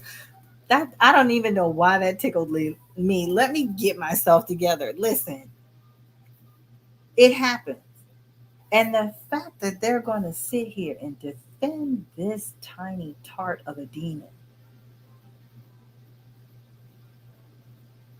and tell you that you ought to always live like this is beyond me. Like they think it makes sense. And my thoughts are, why would any man in their right mind think that this makes sense? What if he's down? What if he got hurt? What if you have to drive home and the kids are hungry? Do you let your kids go hungry? Because some of them will, period and point blank. Okay? Period and point blank. But you, mama, are not going to do that. And sometimes it's not always going to be all right. Let me get in the kitchen, defrost some chicken and stuff, because you didn't know that your husband or boyfriend or whatever was going to go down. You know, I see you see what's happening, and yes, T, judgment will be swift. That you think y'all can keep talking about us like this? You think some man is going to want you with his daughter acting like this? You think we're not going to see this? Oh, no, honey. No, that red pill is on display. And calling the woman loudmouth. Do you hear him? Clown. Okay, and this is him not hours later. But who else was around? But all I know, that man who got killed was clearly raised by a single mother or a weak father. Either way, he was raised by weakness. For him to snap and pound on a woman like that, let's just be honest, that wasn't his first time doing that in public. And I'm not no super saver female. I don't be having no cape. But that's not a situation of a super saver or none of that. You dudes need to understand how embarrassing that looks for a grown man to behave like that, bro. I'm not taking that chance with no man who's ready to pounce on a woman like that. Imagine what he'll do to you and me. Oh, he'll definitely murk something. And obviously the Most High wasn't playing. You feel me? It's a lot of criticism we can say about the kid's mom and all that. I did that already, but I tried to stay away from it way too much, because at the end of the day, you had a grizzly bear. The only thing I criticized the mom was that this dude is like a grizzly bear. He's getting crazy like that. Don't continue talking to him. Leave. It's not that I'm calling you out and you're the one who's wrong. I'm thinking of your safety, ma'am. I'm not there to defend you. Real men wasn't there to defend you except for your son, and much power to your son. You hear me? But the thing is, these dudes are dangerous. An emotional man like that, he could have killed you, queen. He has no conscience of what he's doing. Actually, he has conscience of what he's doing. He actually thought he was in the right, beating this woman who he has no sexual relationship with. Not that excuse it, but at least a sexual relationship, you'll be like, it's wrong, he deserves to die. But damn, this is a nasty domestic situation. No, it wasn't even that at all. That mean that man would have literally beat any woman, meaning your wife, my mom, your grandma, anybody. Because I'm not apologizing, bro. I already said that, bro. I rarely apologize. If I'm gonna apologize, it has to be something that's worth it. And that gentleman, He's the worst of the worst, bro. I'm sorry. The way you can hear the punches thrown, bro. I'm surprised that mama was able to get up and she was able to function. She got a strong chin, not being funny. You was a hero where other grown men didn't want to take up to the challenge and defend a woman. I would love to see a young dude like you protect my wife, my daughters. You feel me? In fact, if one of my daughters, well, she's around your age, young man, I would be happy if you was the husband of my daughter. I'm not going to even lie, because you're a protector. Heck nah. You think you're going to sit up here and talk about that child's mother? Did you not see what happened to the last person that disrespected her? Okay. He's in a coffin that got a bunch of money on it. I'm sorry.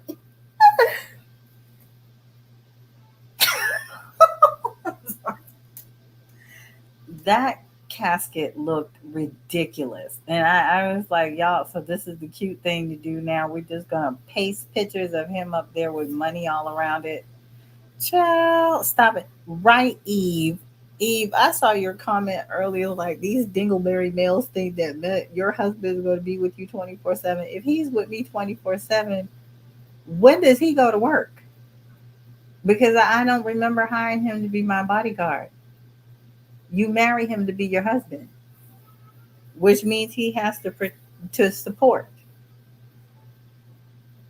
That was the same dude. Yes, it was. That was the same guy. I was just kind of playing around with stuff. Well, what's the best thing to do? Because he got them dark panda circles around his eyes, and it was too much for me to take, and I did not want to do that to you all. He does speak out of both sides of his mouth. You think you're going to sit up here and call this woman a B, and he was still calling Jeremy a gentleman. Okay? And because he said we needed to watch the whole video, I said the fact that you sat up here and called this guy a gentleman is beyond me. None of us could find that video. He was ridiculous, utterly ridiculous. Because I guess he finally got the truth. Because if you'll remember, Lady Love and Knit. One of the things that I told you, and if you were just coming in, I was saying these guys none of them know what happened. They don't have the whole story, and they're all saying that I don't have the whole story. Then why are you reporting on it? Okay. Why are you even reporting on anything that you don't even know what you're talking about? And again, but this is the part where we have to be submissive and simply just do whatever they say. This is what we have to do. And this one here. So let me make sure I get this right. You and your 14-year-old son go to a spot at 11 o'clock at night to get some food. You get in an argument with some dude that ends up assaulting you. Your son comes to your rescue. Bing, bing, bing. Dude is out of there. The police end up charging you, only for them to end up dropping the charges later. And your bright idea is to sue the city 2 days after they let you out. I would advise you to just walk away, but we know you ain't gonna do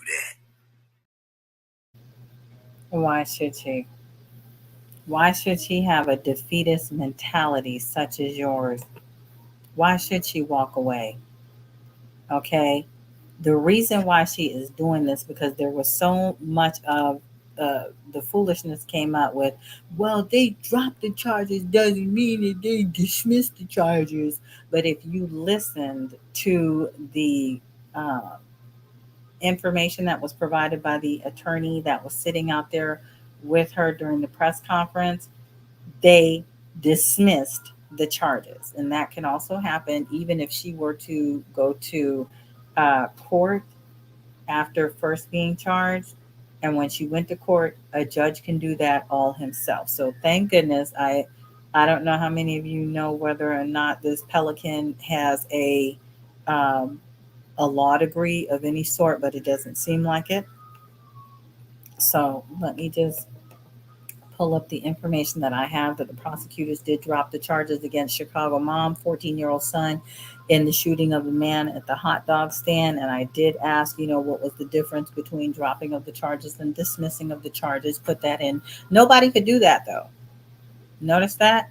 And the reason why she's more than likely going to be suing is because, now keep in mind, they had the video of what happened on the inside, but it took the video of the lady on the outside because they were probably going to try to lose it and try to make an example out of her. But it says here that the Chicago cops falsely arrested mom, 14-year-old son in shooting at the hot dog stand. Lawsuit claims after the murking charges were dropped. So this is in the Chicago Sun-Times, and that's for June 26th.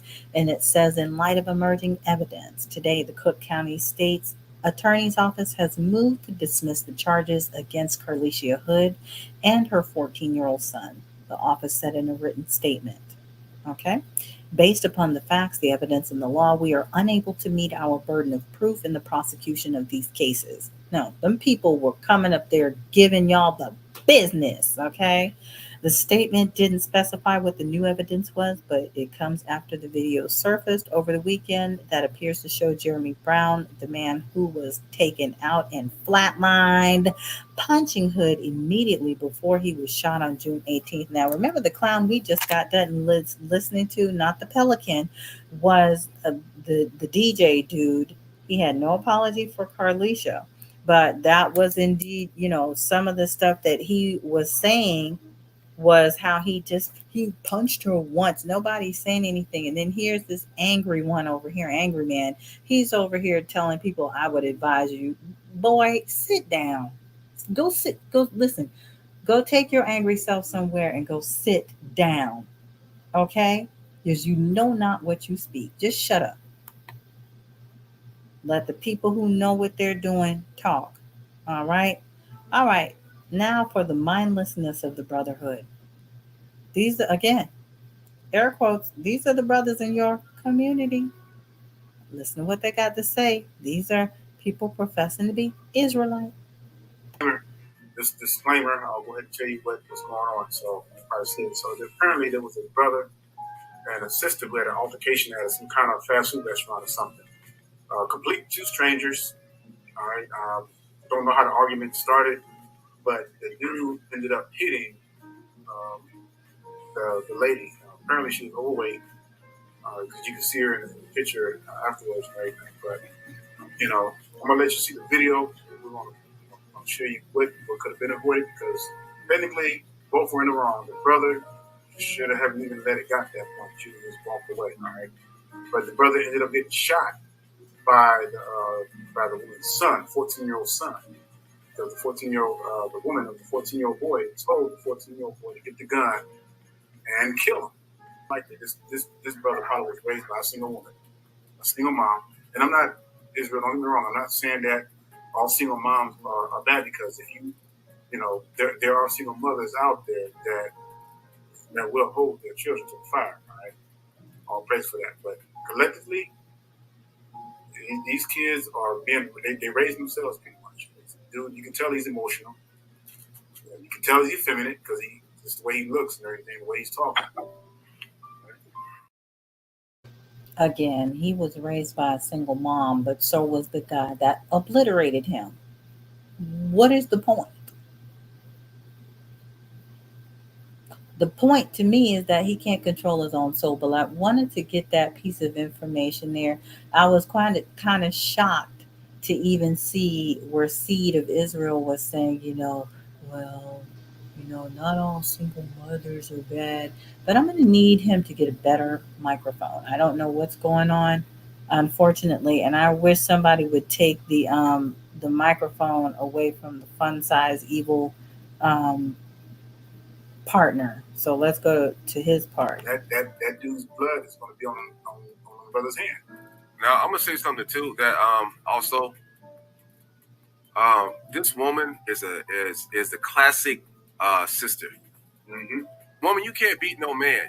If a man is all up in your face talking violent, exactly, you need to take your ass on somewhere. Salaki, right? You need to take your behind on somewhere and get out of his face. Obviously, he's not wrapped too tight. Something wrong with him, right? So instead of trying to be in his face and try to buck up, and there's a chance of violence, this sister, her pride is what got this brother killed. Her pride almost lost, almost took her son's life as well. First thing, that dude was crazy. Second thing, are we not to acknowledge that the court is finna treat this 14-year-old as an adult when his parental figure told him to do it?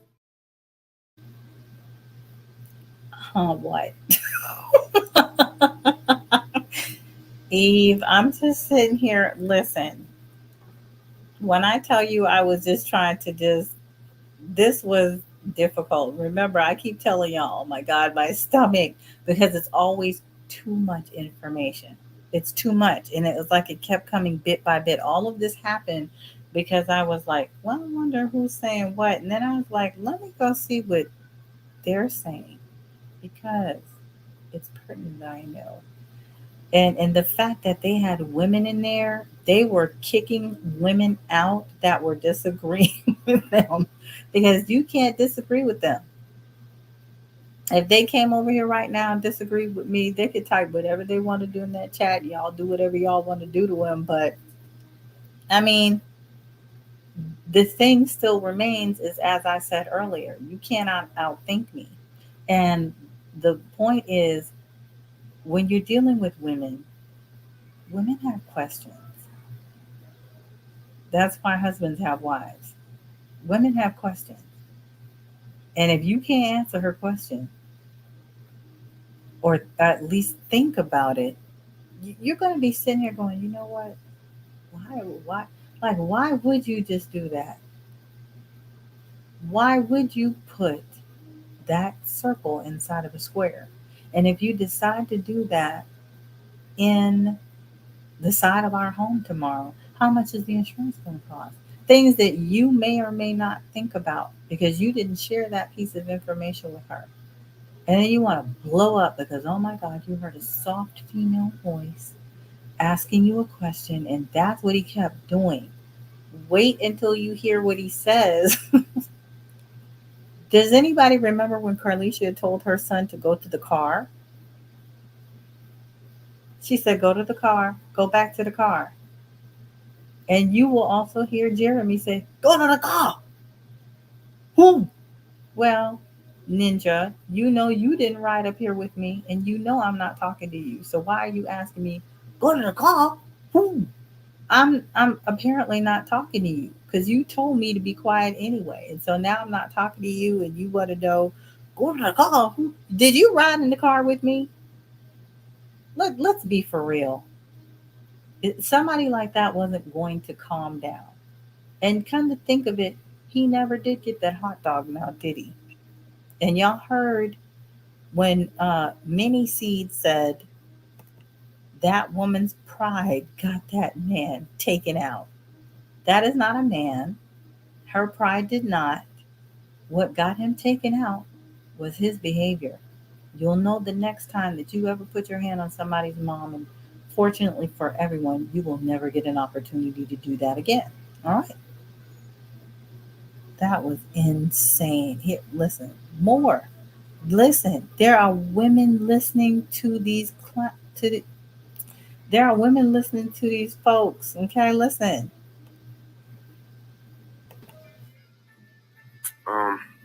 Man, you know what's crazy, right?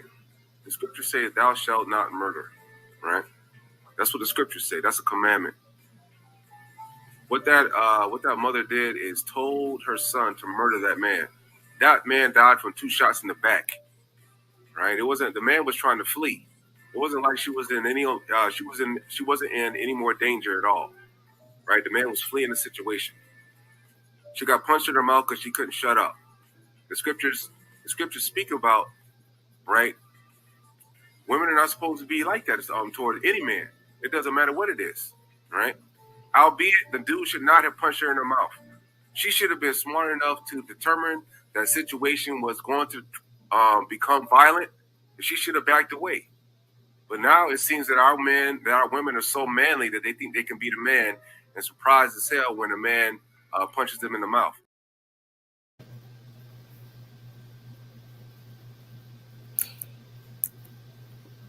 What scripture, sir? What scripture? What scripture says this? That women are not supposed to be there. I found a scripture when it says, even, if a wife is running out to help defend her husband, that her thing that she's not supposed to do is grab the man's genitals. Okay, because that's his reproductive system. Otherwise, then her hand could be cut off. Okay, and that's if she was running to aid and protect her husband. Imagine that. So where does it say that? Where does it say that? Where does the scripture say a woman ain't supposed to be like that? And we think we're so manly. And where does it say that we're supposed to cower down and be scared? Because what also comes to light is, I know you all may or may not know, I've done a piece on Gehazi and how Gehazi was with Elijah and had been cast out and he had what's that thing, that skin whitening disease or whatever. Somebody can put that in the chat for me. And there was a woman that was taking care of Elisha and Gehazi, and that was the one that the prophet had promised the child. Okay, and her boldness, whenever the time of war had been let out, Elisha had told her when to leave, and now the time of war was over. And Gehazi, I think, came before that king often. And Gehazi had to be the one, even in his evilness, to have to tell him, this is the woman right here. This is the woman that served the prophet. Thank you. It's leprosy. Thank you, positive reinforcement. It was leprosy. He said, because what you took from Naaman, you are now going to have, you and your generations, I believe. Okay, that woman's boldness led her back home, and the king restored her and all of her property. Okay, the sisters, the daughters, and y'all know I don't have these names. See, this is when I meet K Judah, but I'm still not going to tell him he's Michael Jackson bad or anything. But those daughters that had to go before Moshe and ask for their property and ask for their inheritance. What if they were not bold? What if there was not Deborah? Okay, what if there was not? I respect what Tamar, Judah's daughter-in-law, had to do.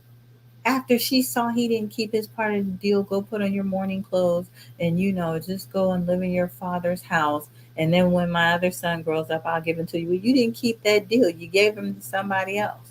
And now when you come through, okay, now you came through. And I cannot help the fact that you thought that I was a harlot. I never told you I was a harlot. You propositioned me. But I'm still going to get this inheritance. See how that works? So where did you find out that the women weren't supposed to be like that? Look at y'all. Dude, you don't even look, you're not even, you said you weren't going to protect anybody and therefore you don't. And that's why you can sit here and cry about your wife or your ex-wife or whatever all the time and constantly just sending her to hell all the time. Because you gotta, the baby daddy is who your husband is. Man, God, please get out of our faces with these lies that y'all tell. Y'all, hold on. Which that was wicked as hell, right? He should not have hit that woman. But we all could see that man was effeminate and he wasn't wrapped too tightly. Yeah. So he hit that woman in the mouth, right? That woman, because of her pride, told her son to commit a sin. This is a grave sin of murder, right? Even though the charges were dropped, right? Even though the charges were dropped, that woman needs to be underneath the jail. And the sad part is that boy, he's going to have that on his conscience for the rest of his life. Only 14. Right. Now the mother wants to sue the police. Why did I listen to my mother with my own brother? It says now the mother wants to sue the police. Man, they need to lock that woman up. I pray, man, for her to try to pursue that situation. I hope her ass goes to jail because that's just wicked as hell, right? You tell your son now you're already a single mother, right? And we know that you're a single mother because we know that you are stupid enough to stand up to a man that's telling you if you keep on running your mouth, you're going to get punched in the mouth like she didn't believe it. Do y'all hear this? I mean, I know you hear it. I just have to reiterate and reinforce. Do y'all hear this foolishness? Listen. You pray. How is she going to get thrown under the jail? Please go look up the information where it says the charges have been dropped and are now dismissed. See what I'm saying? These are men talking to you, and he said he's going to pray for that. Did y'all hear that? He said he's going to pray for that. These are your air quotes brothers in the community. And I think he mentioned that Carlishia, it was clear Carlishia had on a head wrap. But he called it a bonnet. And so is Northgate and Seed of Israel also not wearing bonnets? If you can see it. That's why she's not with the man that she made the baby with in the first place. That shot the man because she's a masculine ass woman that don't know how to submit. That's the problem. Nobody wants to marry women like that. Nobody wants to stay with women like that. And we have that continuous situation in our community. I don't know what's wrong with the women. Maybe because they think that they weigh more than the average Israelite man, right? That now they think they can just run up in any man's face and they can just think they're supposed to, bully men or whatever these little Marvel movies that you see these damn white women flying around whooping grown ass men. Maybe that's what it is. I don't know what the situation is. So far it seems like that the world has gone crazy. They was over here trying to convince Serena Williams, right, that she could beat up the men tennis player. Serena Williams, she has enough sense because she actually plays the sport to tell them dummies, no, the guy that was ranked 200th, beat the crap out of me and I only scored one time. Right? It is not the same thing. I don't know why all of a sudden, our women are listening to this damn foolishness and starting to believe it. I don't know why they got that lion back there. They need to have a Chucky doll back there. They need to have a Chucky doll back there.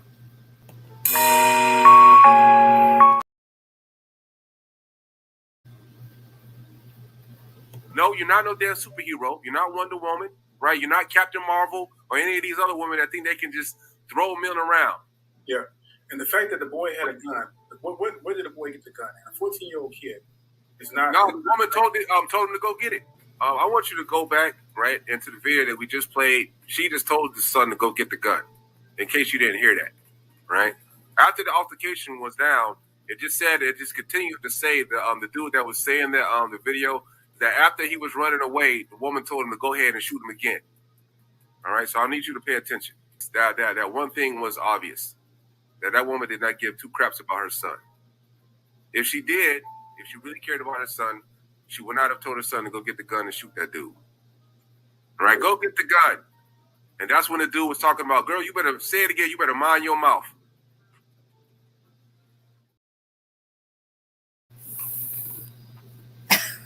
I can't.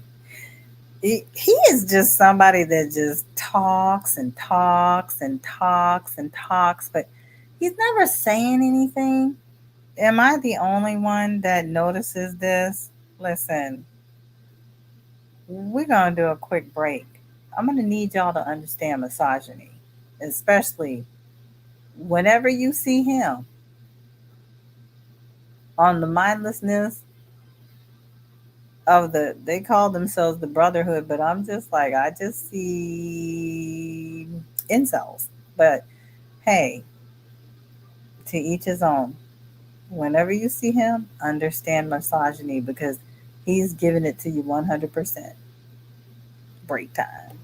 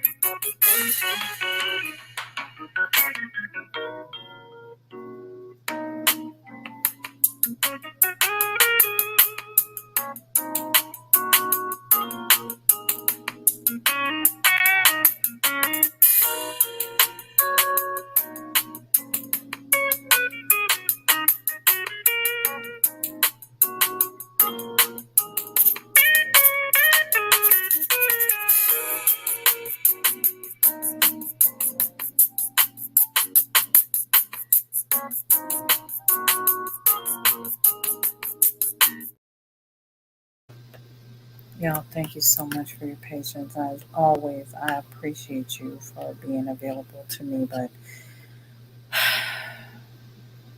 I know that this is hurtful, but then it's not.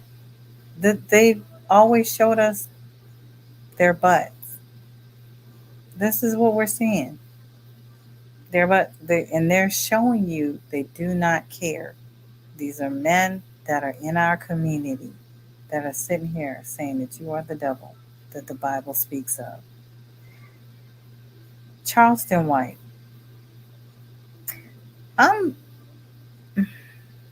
Maybe I can.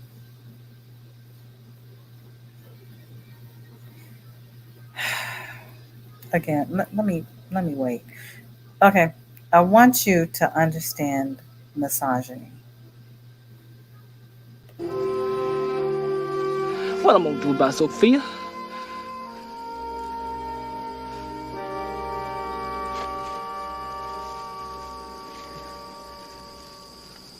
Beat her.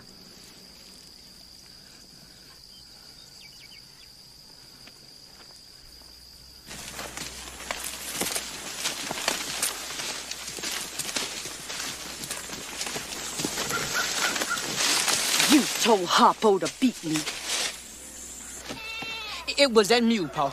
Old Joy, old Joy the mule, I tell you, I was out there trying to plow that Northfield, and the mule just went crazy. He started kicking and bucking, hit me right there, bust my eye, bust my lip.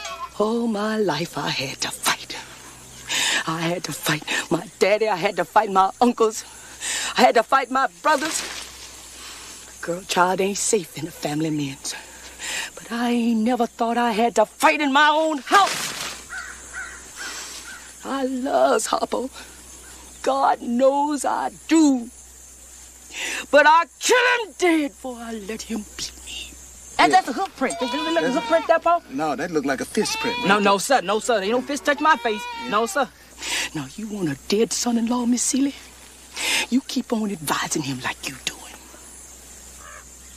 This life be over soon. Heaven lasts always. Girl, you ought to bash Mr. head open and think about heaven later.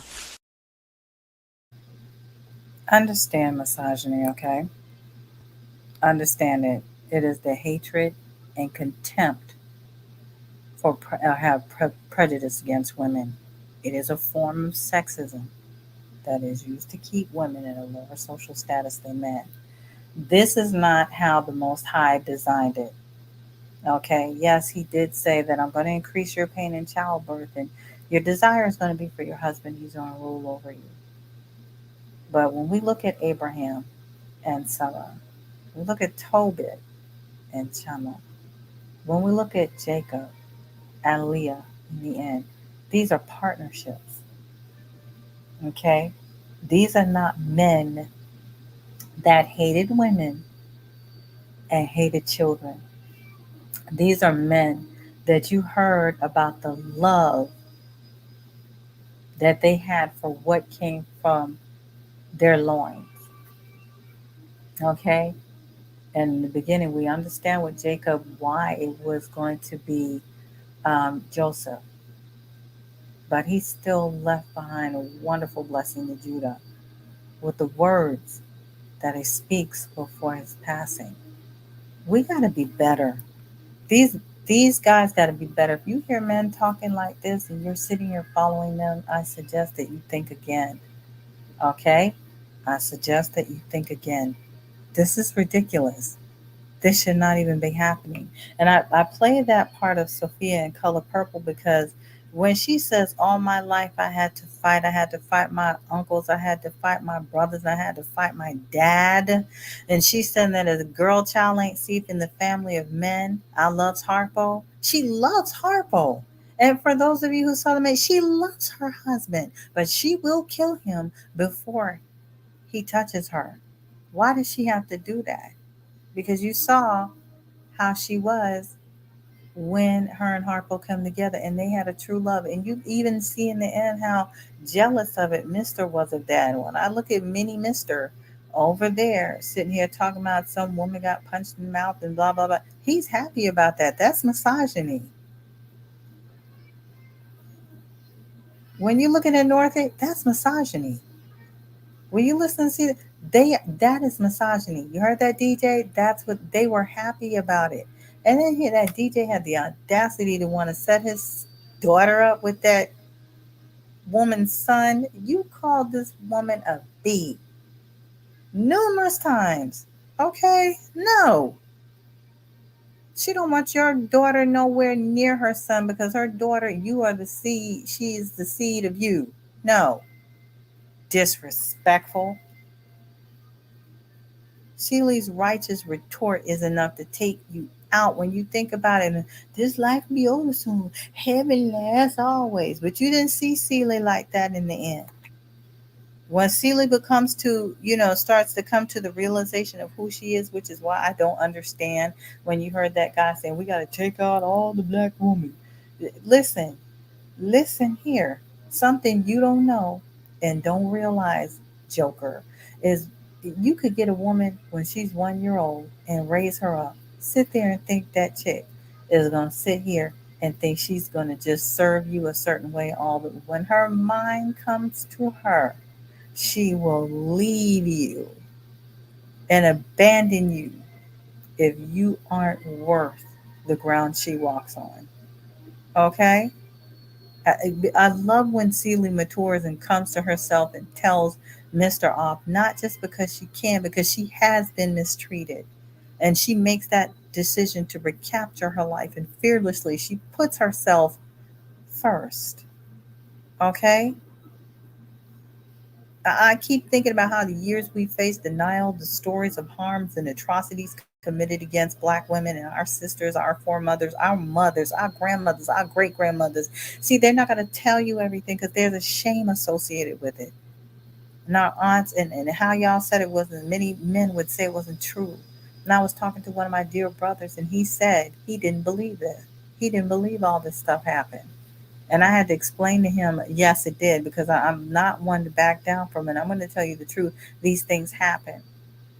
Whether it's in a fictional account like The Color Purple or the Cider House Rules, I don't know how many of you remember that, or the autobiographical account, like I Know Why the Cage Bird Sings. These things happen to us. And that's that story told by Angela, by Maya Angelou, I'm sorry. Little black girls and women are often taught that our trauma matters to no one. No one cares how we feel. And that was one thing that I noticed one night being on a panel. They kept going, nobody cares how you feel, but you want 7 and 20 wives, but you don't want to care how I feel. No, I understand trauma and I care how women feel, especially black women. Okay, especially black women. That's a major thing I constantly hear from these males, especially black males in the Hebrew community. They love to tell you that nobody cares how you feel. And then you want to deceptively refer to me as sister or one of the good sisters. No. Again, I explained to you earlier, I do not take kindly to like this fake flattery, or if you want to call me names. To me, you're a child. Put away childish things.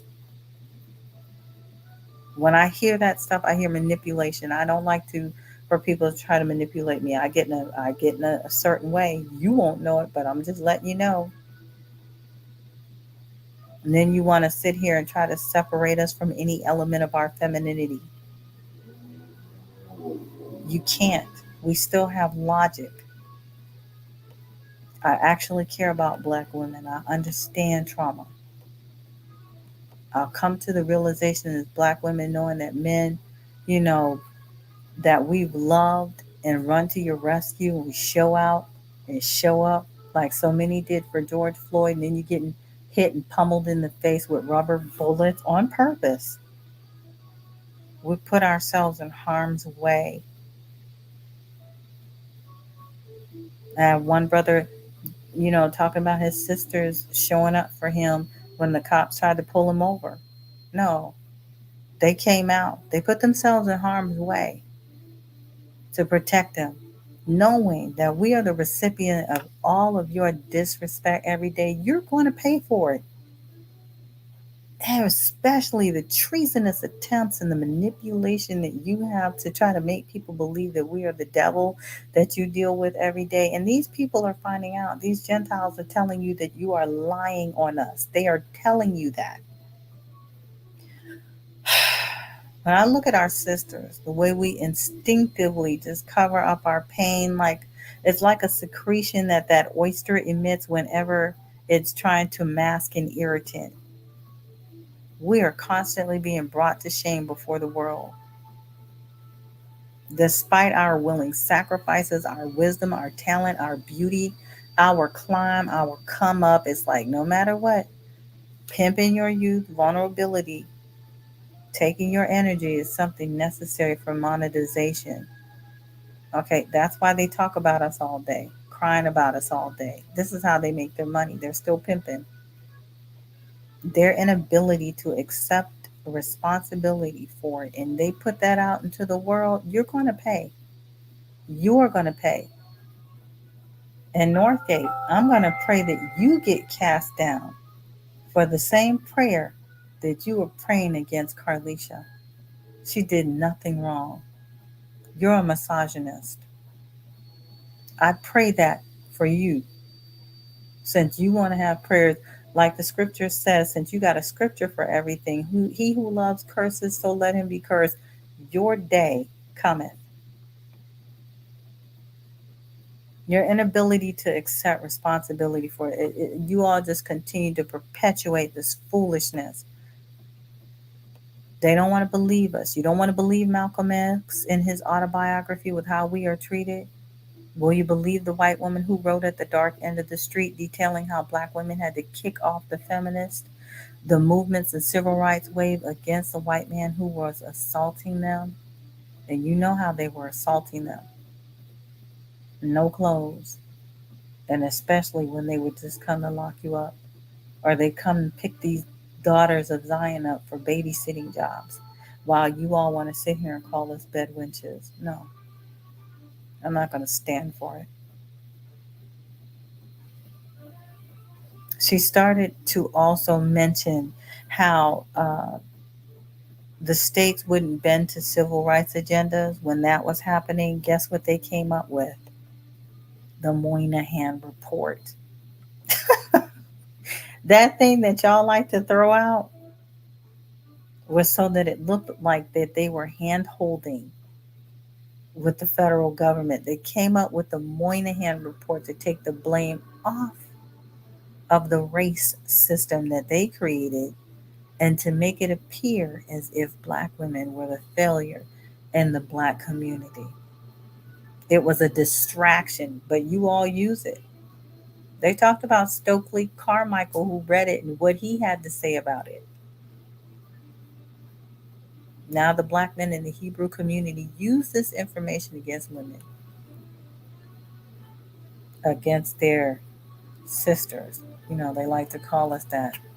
Now I want to encourage you, black women, sisters, regardless as to how you feel about me in this moment and effort, just for us to salvage the spirit of the woman who came before us that resides within us, and to salvage the spirit of those that will come after us, that have, even those, our daughters, our nieces, because the scripture also points out that we're supposed to be uplifting one another. But you heard how these brothers were talking. They're not uplifting none of us. Did y'all? I know y'all heard how they were talking, and that ain't even it.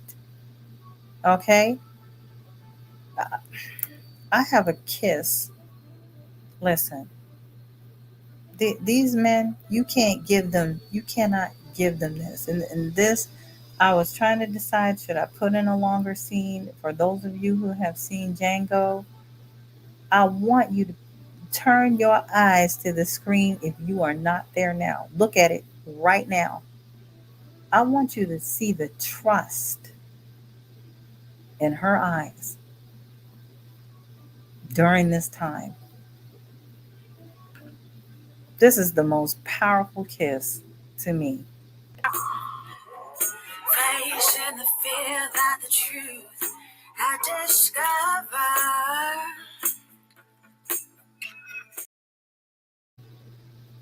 I couldn't take it any longer than what I did because there's music in there.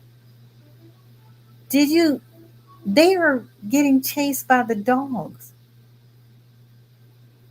She will never look at you like that. She will never kiss you or trust you like that. All right, positive. You have a good night. She will never trust you. Never trust you like that. Ever. Look at how you talk about us. You think somebody's not going to find your channel? That kiss was everything to me. And I wanted that scene to be longer, but I kept it at 9 to 10 seconds. The way he looks at her, and how she looks at him, knowing the impending danger that is to come. Our natural counterparts find it invigorating to kind of denigrate us, and I noticed that. Keep your heads up, ladies. Single mothers and all. Build your community with other worthy women, not male-identified women who do not honor the Most High with all their heart, their soul, and their mind. Because somehow a man comes around and they lose their mind. And that man, if you're looking for a husband, on the market for one, he's not going to want somebody who doesn't have a mind of their own, that you can't balance him out. Okay, nobody wants that. You jumping up and down on one foot, barking like a dog. Nobody wants that. I release you to pursue your dreams and your visions and the best of everything that life has to offer. Feed your energy with wisdom, with raw energy, with love and logic. Okay, embrace your power.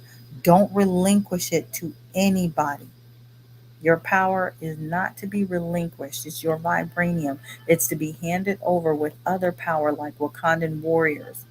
Okay, it's to be banded together like the Transformers, even the Wonder Twins. They create a greater power when the power comes together.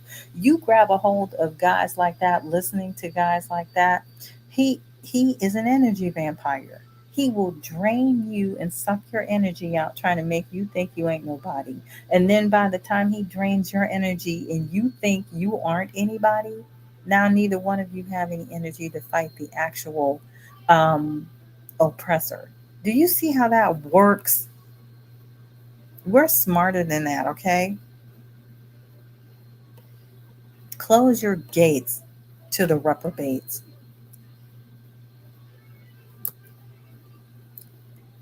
Let's pay attention to what Charleston White had to say, because this was a bunch of foolishness.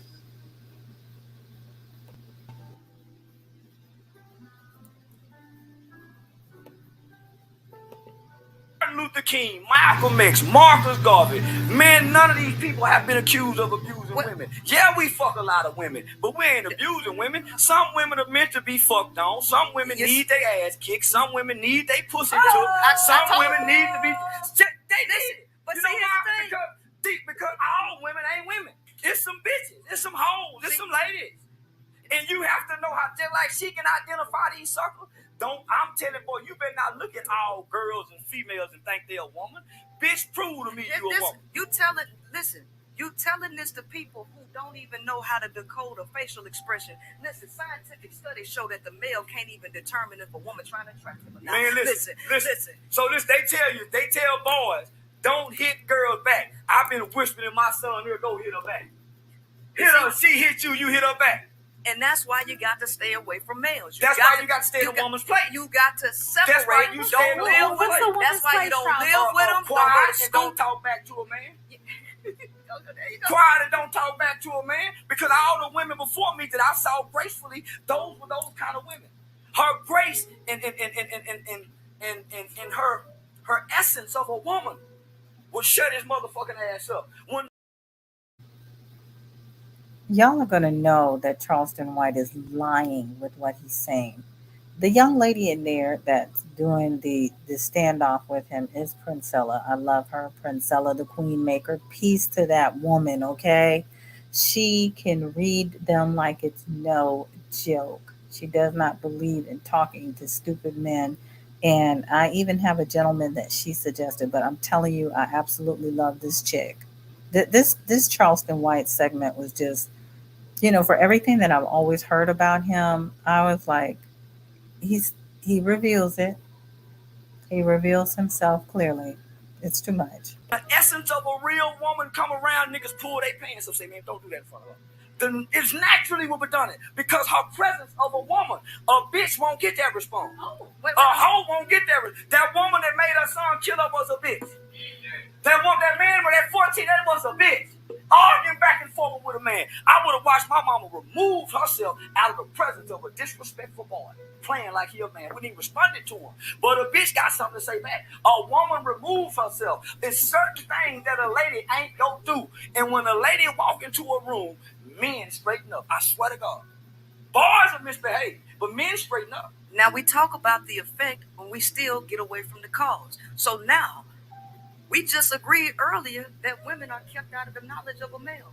I done went down through the science of the things that women don't know about men. And women have been conditioned under patriarchy to let men do this, let men do that, support male degeneracy. So if we're not gonna attack the root of the issue, talking about like what people my woman doing, said, he my sorry motherfucker. She happy with why you want to change the dynamics of the man. So what we talking about? If we can't speak out of both sides of the neck. If I had a daughter, and I don't run with everything Princella says, if I had a daughter, she would be listening to Princella. Okay? Period and point blank. Everything he does is exactly for shock value.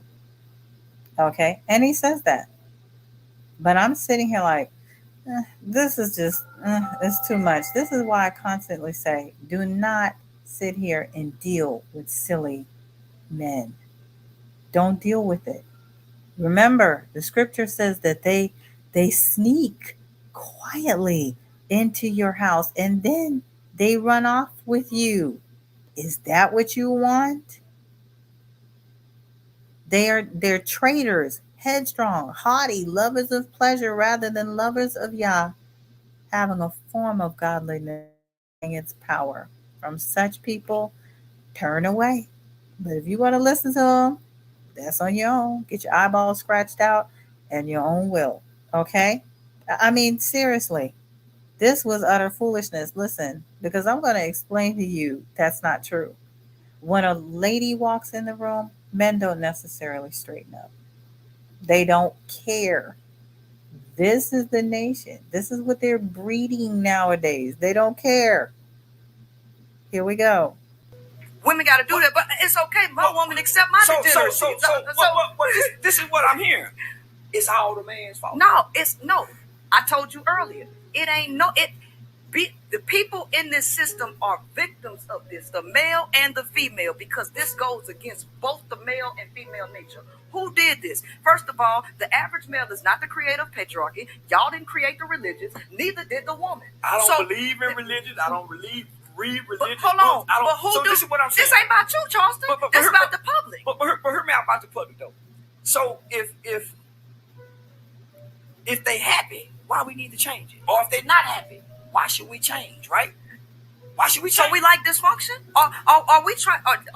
Are you sending people to jail because you want to change something, or you just like putting niggas in jail because it's fun? I just like putting niggas in jail because it's fun. So you ain't got no real. You ain't got no. So what's the point of you even talking to little boys and raising them? What's the point? That's fun too. To help them make it through prison. Well, why? Why would you change? Why would you even care about them making it through prison? I was a kid going to prison. Yeah, but what that got to do with it? So I don't care about grown folk. I don't care what happened to grown folk. I don't give a fuck about grown folk. See, that's the difference. See, I was called to work with kids because I was a kid that wanted to kill and rape and do all this type and never got to do it. He doesn't let her speak. He's just loud. Remember everything that they were saying about Carlishia, and he called her a bee? He just talks. And time out for all of that. If people aren't teaching you something, please step away from that. Please step away from that. This is the last part. He's telling you he's not necessarily helping the kids. He's trying to guide them through prison and blah, blah, blah. And then here it is. They never got to do it. So I go work with the kids that's doing it because I got to tell them, nigga, you going to prison. You go do this. So he can make it through prison and turn into a Charleston White. Well, Charleston White that care about I don't stuff give still a fuck. being I don't give a fuck about so nothing. Chauncey, you saying I don't prison care is about necessary to the refinement of the black man? Yeah, prison is very necessary. But listen, I don't care about half the shit I talk about. It's just good content. I care about the shit that I do in real life. Teach and work with kids that done really kill people. See, I fuck with the real killers. I'm just online bullshit. The shit I talk about online, the shit I do in real life, I don't come speak online. This shit is entertaining and content for me. I don't give a fuck what happened to black people. I don't give a fuck if a black woman get raped brutally by 10 white men. I wouldn't give a fuck. I wouldn't give a fuck. It's not my bitch. I only care about the bitch I'm fucking. But my see, wife and mother. I don't give a fuck about the world. Ladies, I told you that. I told you that women are commodities to men and they mark their territory. Yeah, that's what you're and all supposed they to be. do We is didn't make the collect rules. you. And if you're not somebody they own, they don't give a damn about you. I keep telling y'all, men are incapable of I don't love. own my They wife. can't. They're incapable. I don't think I own my wife. I don't dictate nothing to her. I'm not. My thing is this. I'm not really tripping about nothing he's saying because all it does is tell you the truth about what I've already told you. And there it was. This is like a game for people just to make people come over to your channel and listen to you. But you kind of sitting there like, oh my God. Like, even then, it's like nobody ever sees how this is an embarrassment to the nation. But I guess you don't care after you see it so much. I don't know what's up with that, Eve. I haven't the slightest idea. Now, I wish I could tell you, but I can't. I'm sitting here thinking about everything that they told us that Carlishia needed to do. Like, you need to calm her down. And when a lady comes in the room, that this is supposed to happen and that. What I'm about to show you, and we're getting ready to close this out, this piece of information. So this happened about 3 years ago, 2 to 3 years ago, but I remember it clearly because one of the things I could never get past was how all of these young boys ran from everywhere. Like they weren't roaches that were scattering. Like they were all headed to that piece of cake once the cake opened. I want you to watch this. Pay attention. There are some new developments now in the brutal attack of a 15-year-old girl who was repeatedly stomped and kicked. 5 teens now in custody, and police are still looking for other suspects. CBS 2's Ali Bauman reports from Crown Heights, Brooklyn. The surveillance video is hard to watch. A 15-year-old girl helpless on her back as a group of teenage boys, one after the other, jump on her stomach, stomp on her head, surrounding and senselessly beating her on a street corner. And run, police say you can see one of them holding the victim's shoes, which they stole in addition to her phone and debit card. I have never witnessed nothing like that yet in my life, and to see such a small kid just tramping on one kid was crazy. When Anita Pavey saw what was happening from her store window, she ran out to help the injured young girl. We just tried to keep her calm and sit in there until the ambulance come. The victim is being treated at the hospital for bruising and swelling to her face and body. She's traumatized right now. She's in a bit of pain. Mom is just devastated right now. To think that she sent her daughter to go to school, to turn around to hear that she was a victim of an assault in the very city that she spent her life in. Police say the 5 suspects turned themselves in Friday. All are minors. They're still looking for the remaining suspects in this group. From Crown Heights, Brooklyn, Ali Bauman, CBS 2 News. Did anybody miss that? Did y'all see how they came flying out of every direction? The guy that came flying and jumped on her? Like, is this the WWF? Did y'all? That is a little girl. What Charleston was saying was a lie.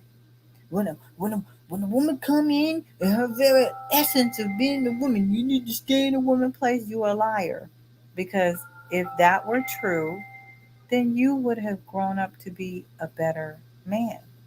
You would not have seen prison, but that's something that you wanted to do. That's why I know you're lying, because apparently your mother was there. I would have watched my mama remove herself from the situation. Why did she have to remove herself from the situation again? I am asking everyone to tell me, why couldn't that man be responsible for his own soul? And nobody can answer that for me. That situation is not always listened. That is not always so. And this is another reason why I know it's not always so. You can remove yourself from a situation. That's not true. That's not true. You can remove yourself from a situation and you think that they're going to stop. That's not true. A brutal attack in Harlem on a woman who was just trying to buy a bottle of wine. She says that it happened after she turned down one man's offer to pay for her. CBS 2's Lisa Rosner spoke exclusively with the victim. Surveillance video shows a group outside this liquor store as a woman walks in alone just before 6 p.m. Monday. The 31-year-old mother says she was buying a bottle of wine after work when two men walked in the shop on West 128th Street and St. Nicholas Avenue. She says the man in the red offered to pay. I politely declined and I said, no thank you, but thank you.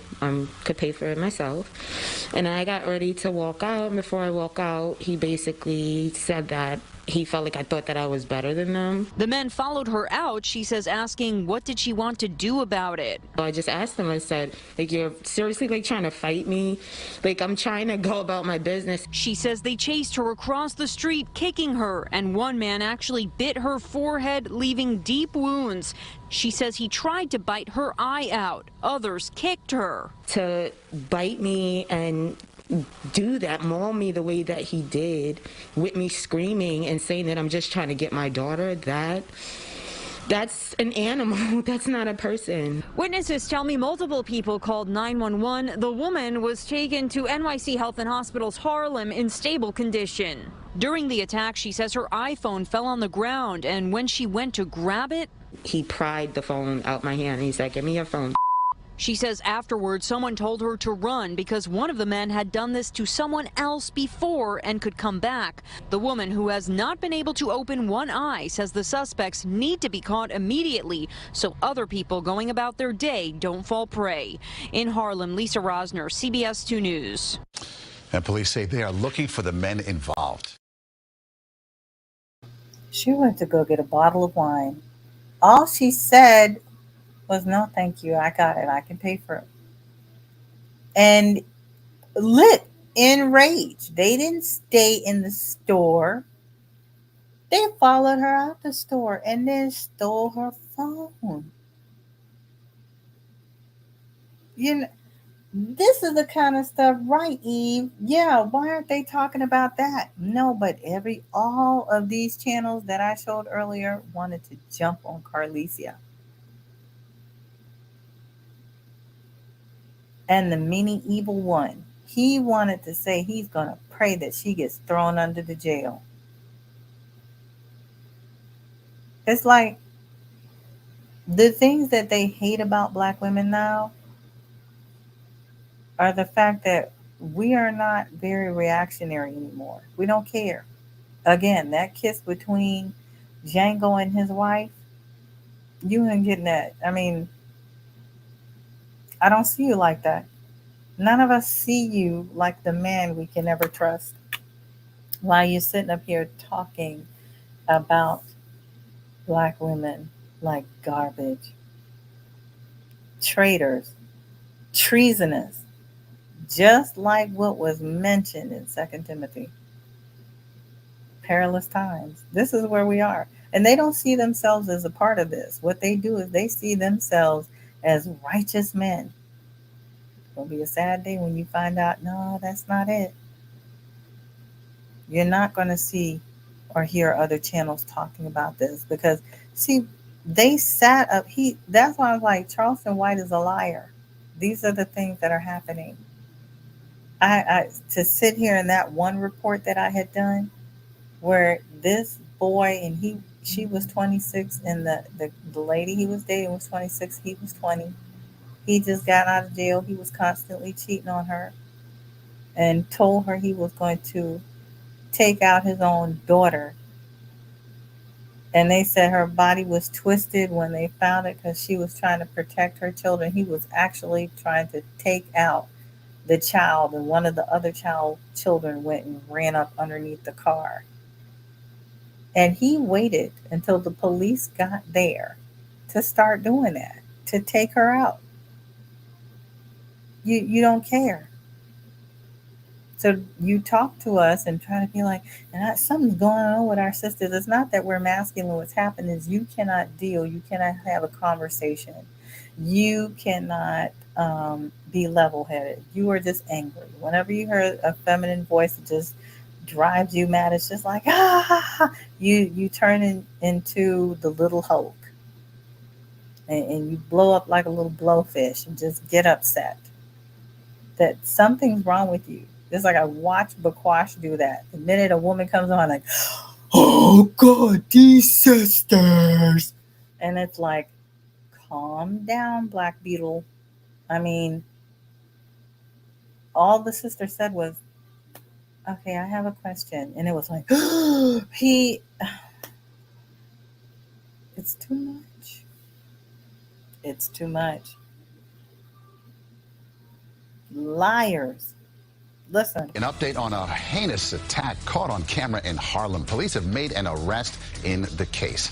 Welcome back here. I'm Maurice Dubois. And I'm Christine Johnson. A woman was brutally attacked by a group of men outside a liquor store after she says she declined an offer to pay for the bottle of wine. Police say one of the suspects is in custody after they arrested him in another case. CBS 2's Lisa Rosner has the story. The scars from January 18th sent shockwaves throughout Harlem and beyond after CBS 2 told the story of a 31-year-old woman chased, kicked, and aggressively bitten outside a liquor store on West 128th Street. Surveillance video we obtained showed it happened just after she had walked inside alone to buy a bottle of wine. And she says the man in red, who police say is 22-year-old Tyrone Cooper, offered to pay. She told us, I politely declined and I said, no thank you, but thank you. Could pay for it myself. And I got ready to walk out. Before I walk out, he basically said that he felt like I thought that I was better than them. Cooper was taken into police custody Sunday for a separate incident. He appeared in Brooklyn criminal court Tuesday for allegedly choking and punching his girlfriend at this apartment building on 51st Street in East Flatbush. Sources say she told police Cooper misunderstood something she said. The judge ordered him be held on $3,000 bail. Sources tell us that Cooper is now being brought here to the 32nd precinct in Harlem for charges related to the liquor store attack. But complaints from Manhattan and Brooklyn show he's been arrested several times before for other assaults.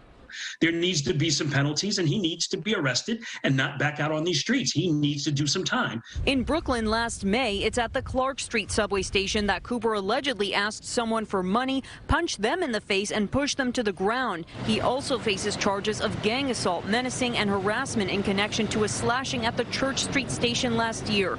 And he's accused of stealing MTA gate keys at the Park Avenue South station.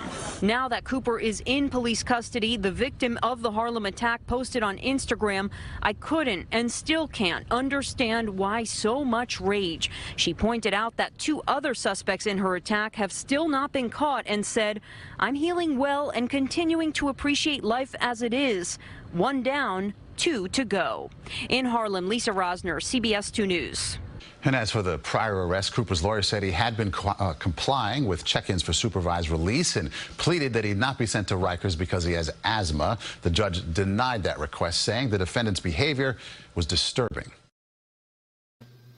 I hope he's in Rikers still. Okay. They can say that all day, Eve, that she was a single woman and blah, blah, blah, blah, blah. But I played that because listen to everything else he was doing, choking out his girlfriend, and she's going, he misunderstood something that I said. Well, he won't misunderstand anymore.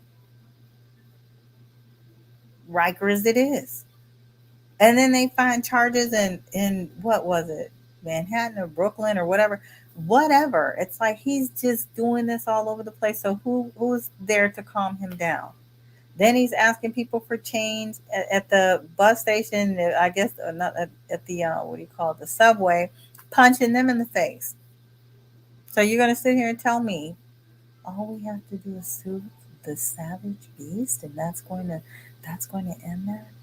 If Carlishia had just said, listen, I'll go ahead and get whatever food, he would have still hit her. He never did get that hot dog. And y'all online calling her evil. How dare you? How dare you?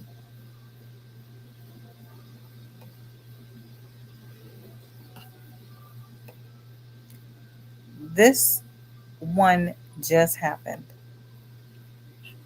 And I couldn't get past it. And I'm saying, what do you do in a situation like this? Okay? Oh, something's going awry.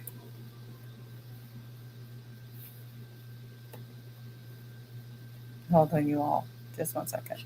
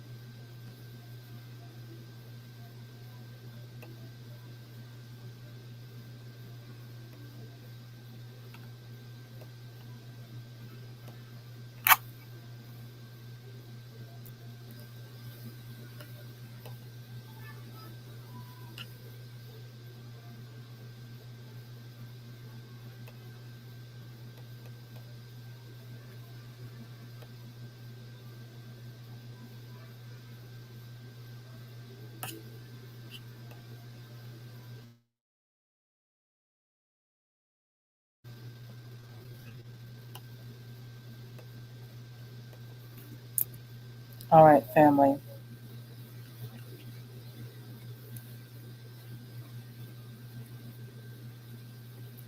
You're probably going to hear a duplicate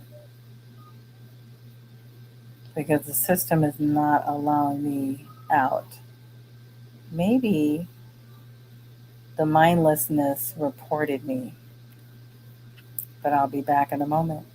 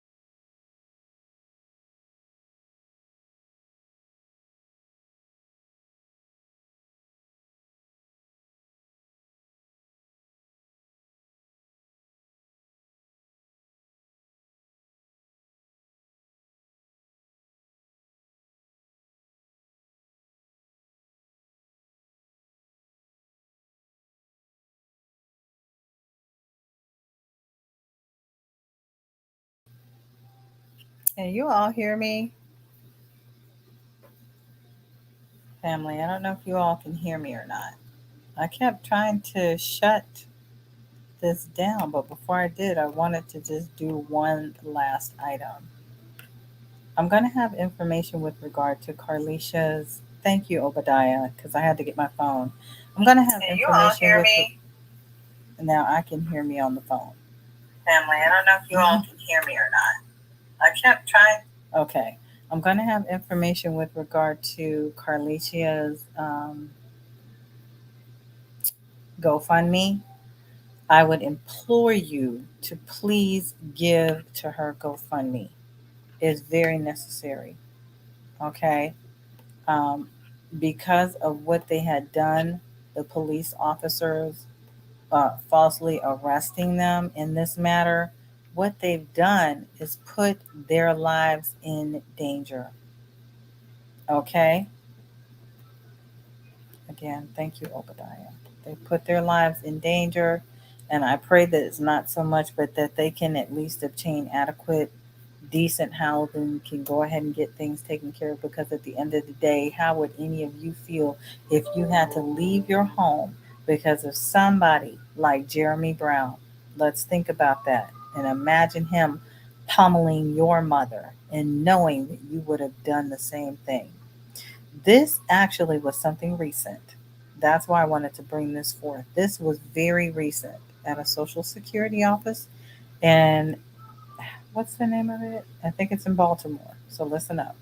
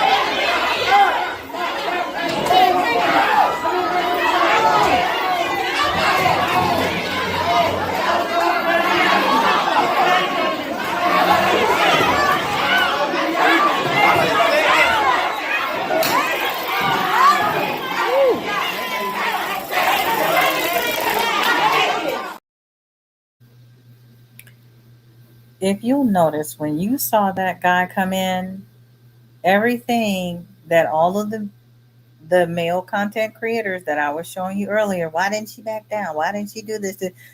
That's the fear that guy was trying to put in that security officer's mind. And if you look at the notes, all she was saying was, I'm going to call the police. He had already walked out the door by then, came back in, jumped over the security breached the security there, came to attack her. She's running all around. No. Did it stop him? That's my question. Did it stop the menace? It didn't stop him. It didn't slow him down. He chased her around, chased her all around. Then don't let me get started on the other security officers, barely able to move. It didn't stop him. Just like it didn't stop them when that young lady was trying to get away for just buying a bottle of wine. She thought she was safe, even though she walked through the foot. It wasn't safe. Yes, it said it was. No, I think that was a social security because they said it was social services, and it seemed like a bunch of older people there. So I don't think, they're up there looking for work. I think that was the social services. That was the social security officer, Naama. Social security office in Baltimore. This is ridiculous. Listen, nothing is going to stop them. If they're hell bent and you hear all the stuff that's going in the airwaves, they're all sitting here listening to Kevin Samuels and the Obsidians and in our community is no longer a community anymore about the Torah. Okay? We're listening to guys looking for scriptures like those two, like the Mindlessness Brotherhood. They're looking for scriptures just so they can beat you down with it. That's what they're looking for scriptures for. Not to save your soul, not to help you. There's nothing you can do. Nothing you can do. I want to thank you all for joining me tonight. Carlishia Hood's GoFundMe is going to be there. I've also got some extra information. So if you are a single parent and not just a single mother, and you are due child support, I've got some information in the description box to please go ahead and fill out that IRS form, because even if you got your other parent that's not immediately available, they're just running around and not paying you any child support at all, and you are due child support, please fill out that IRS form that I have there, because it's going to follow them. I don't care if they're trying to retire. If they want to sit here and retire free of you, I don't care if they're getting ready to go get married and head on out. No, you fill out that form, the IRS will be following them. Okay, so that's also going to be in the description box. And I think one of the most beautiful people that we ought to look up, that I wish I had some information on. I thought I had already had it in my information was concerning Jason Wilson. Okay, this black man has the Cave of Adullam. I had just started reading his book, Battle Cry. And if you are raising young men so that they do not get caught up in there, and of all people, I found out about that. I found out about him from Princella. Princella does not believe in associating, talking to, and dealing with silly men. Okay? You don't learn from those people. They're not teaching you anything. What they are doing is draining your energy and telling you you ain't nobody. Okay? That's not who we're going to be around. We're supposed to be uplifting and encouraging anyone, everybody. So find some scriptures on that, meaty one. Okay? Find scriptures on that. This is insane to hear anything like that again. His name is Jason Wilson. And I'm going to put some of the information in the description box concerning him. This brother and the Cave of Adullam, and how he explains this whole story with how David's men, when they went into the Cave of Adullam and they were running away from Saul, they were a bunch of riffraff. But when they came out, they were men of valor. Those are the brothers you want to listen to. Those are the brothers you want to get children to listen to. Okay? He is just awesome. And as a matter of fact, I just really wish I could have this brother is also clearly a Hebrew. He will shalom you in a minute. He really went through a whole lot of stuff. He has raised his family. He has a beautiful wife, somebody that he loves very much. He grew up in Detroit, so he grew up hard. Okay? And his main focus is always the fact that young black men are not taught to kind of, to accept and move in their emotions in a good way. That they're taught that they cannot cry.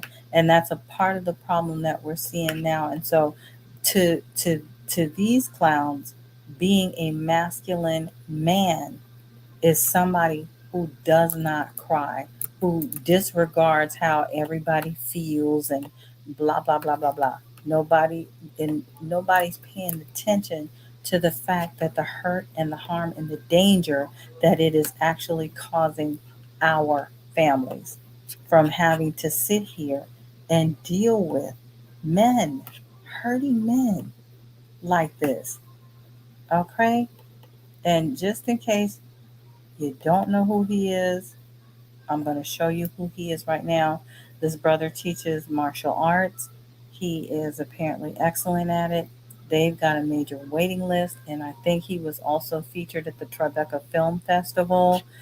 Please go and visit his website, but I'm going to get his information, and I'm going to go ahead and get that put in the description box. If you guys would just afford me maybe another minute, just so that you can see this brother.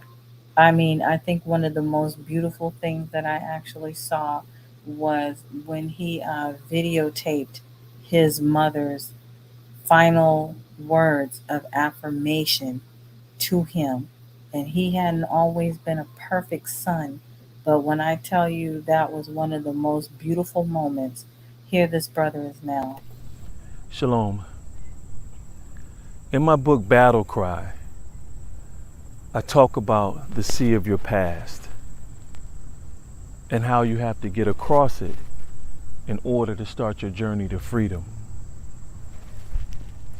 In these waters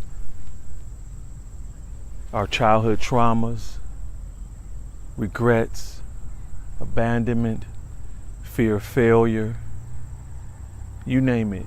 Every emotional pain and trauma is in the sea of your past. And as you wage and win the war within, because again, it's a daily battle, you'll start catching yourself looking back in these waters.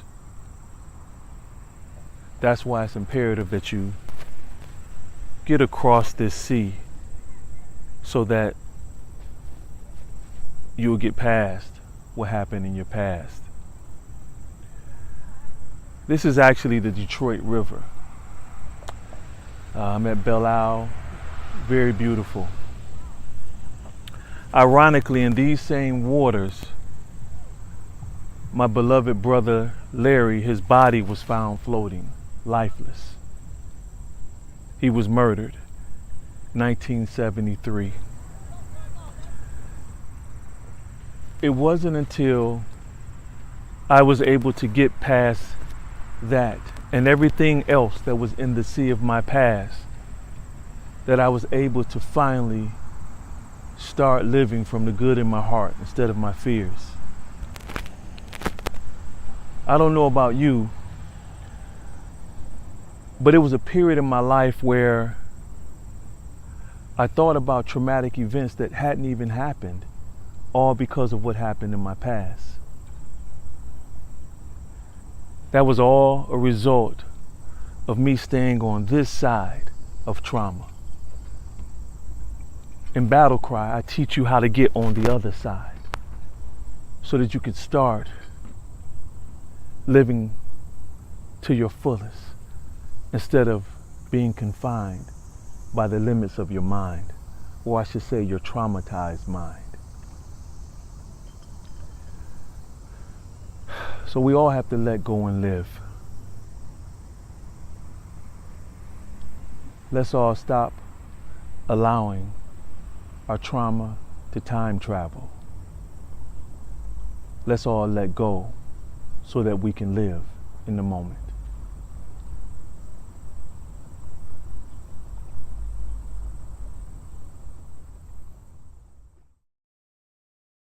If we're going to be raising young lions and all this pent up energy, listening to guys like I showed you earlier that are in the Hebrew community, you do not want this.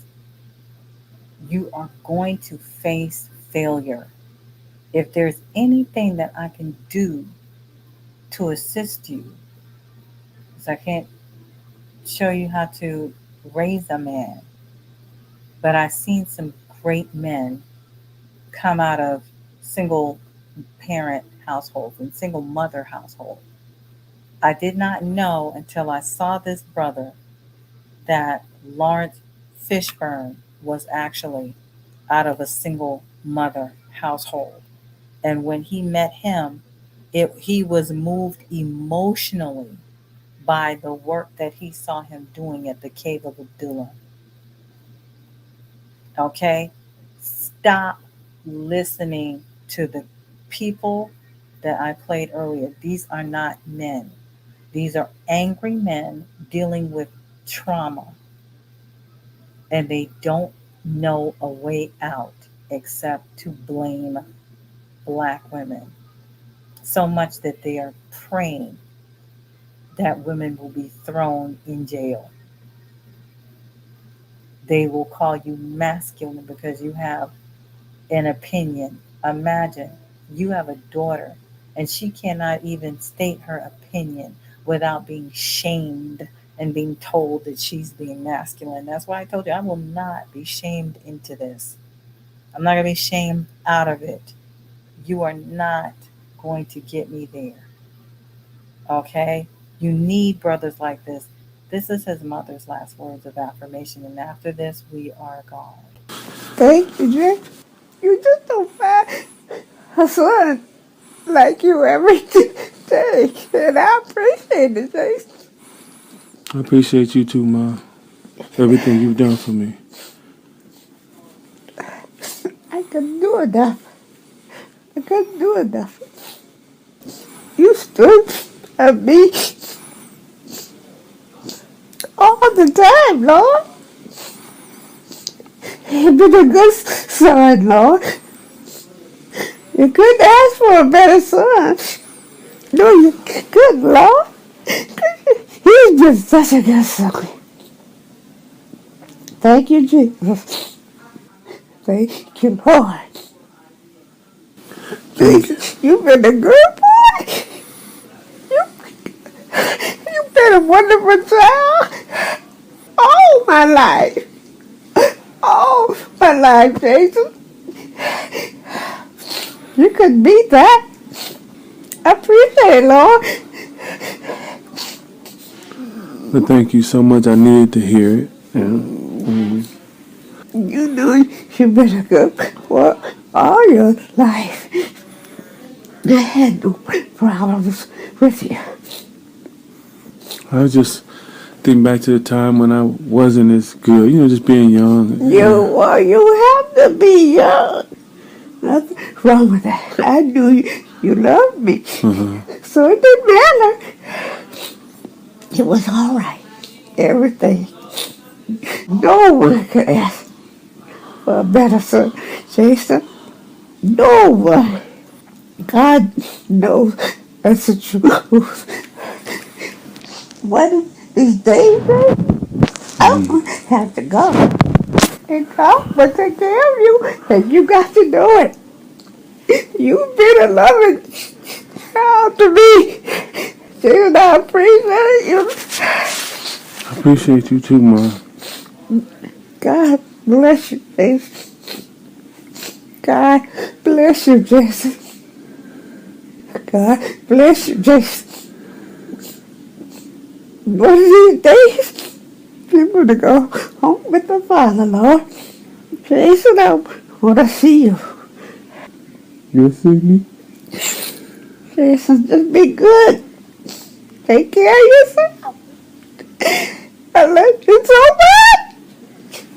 I love you too, Mama. You've been the perfect son. Oh, you've been the son of sons. God bless you, Jason. God bless you. He'll always be there for you. Don't worry about it.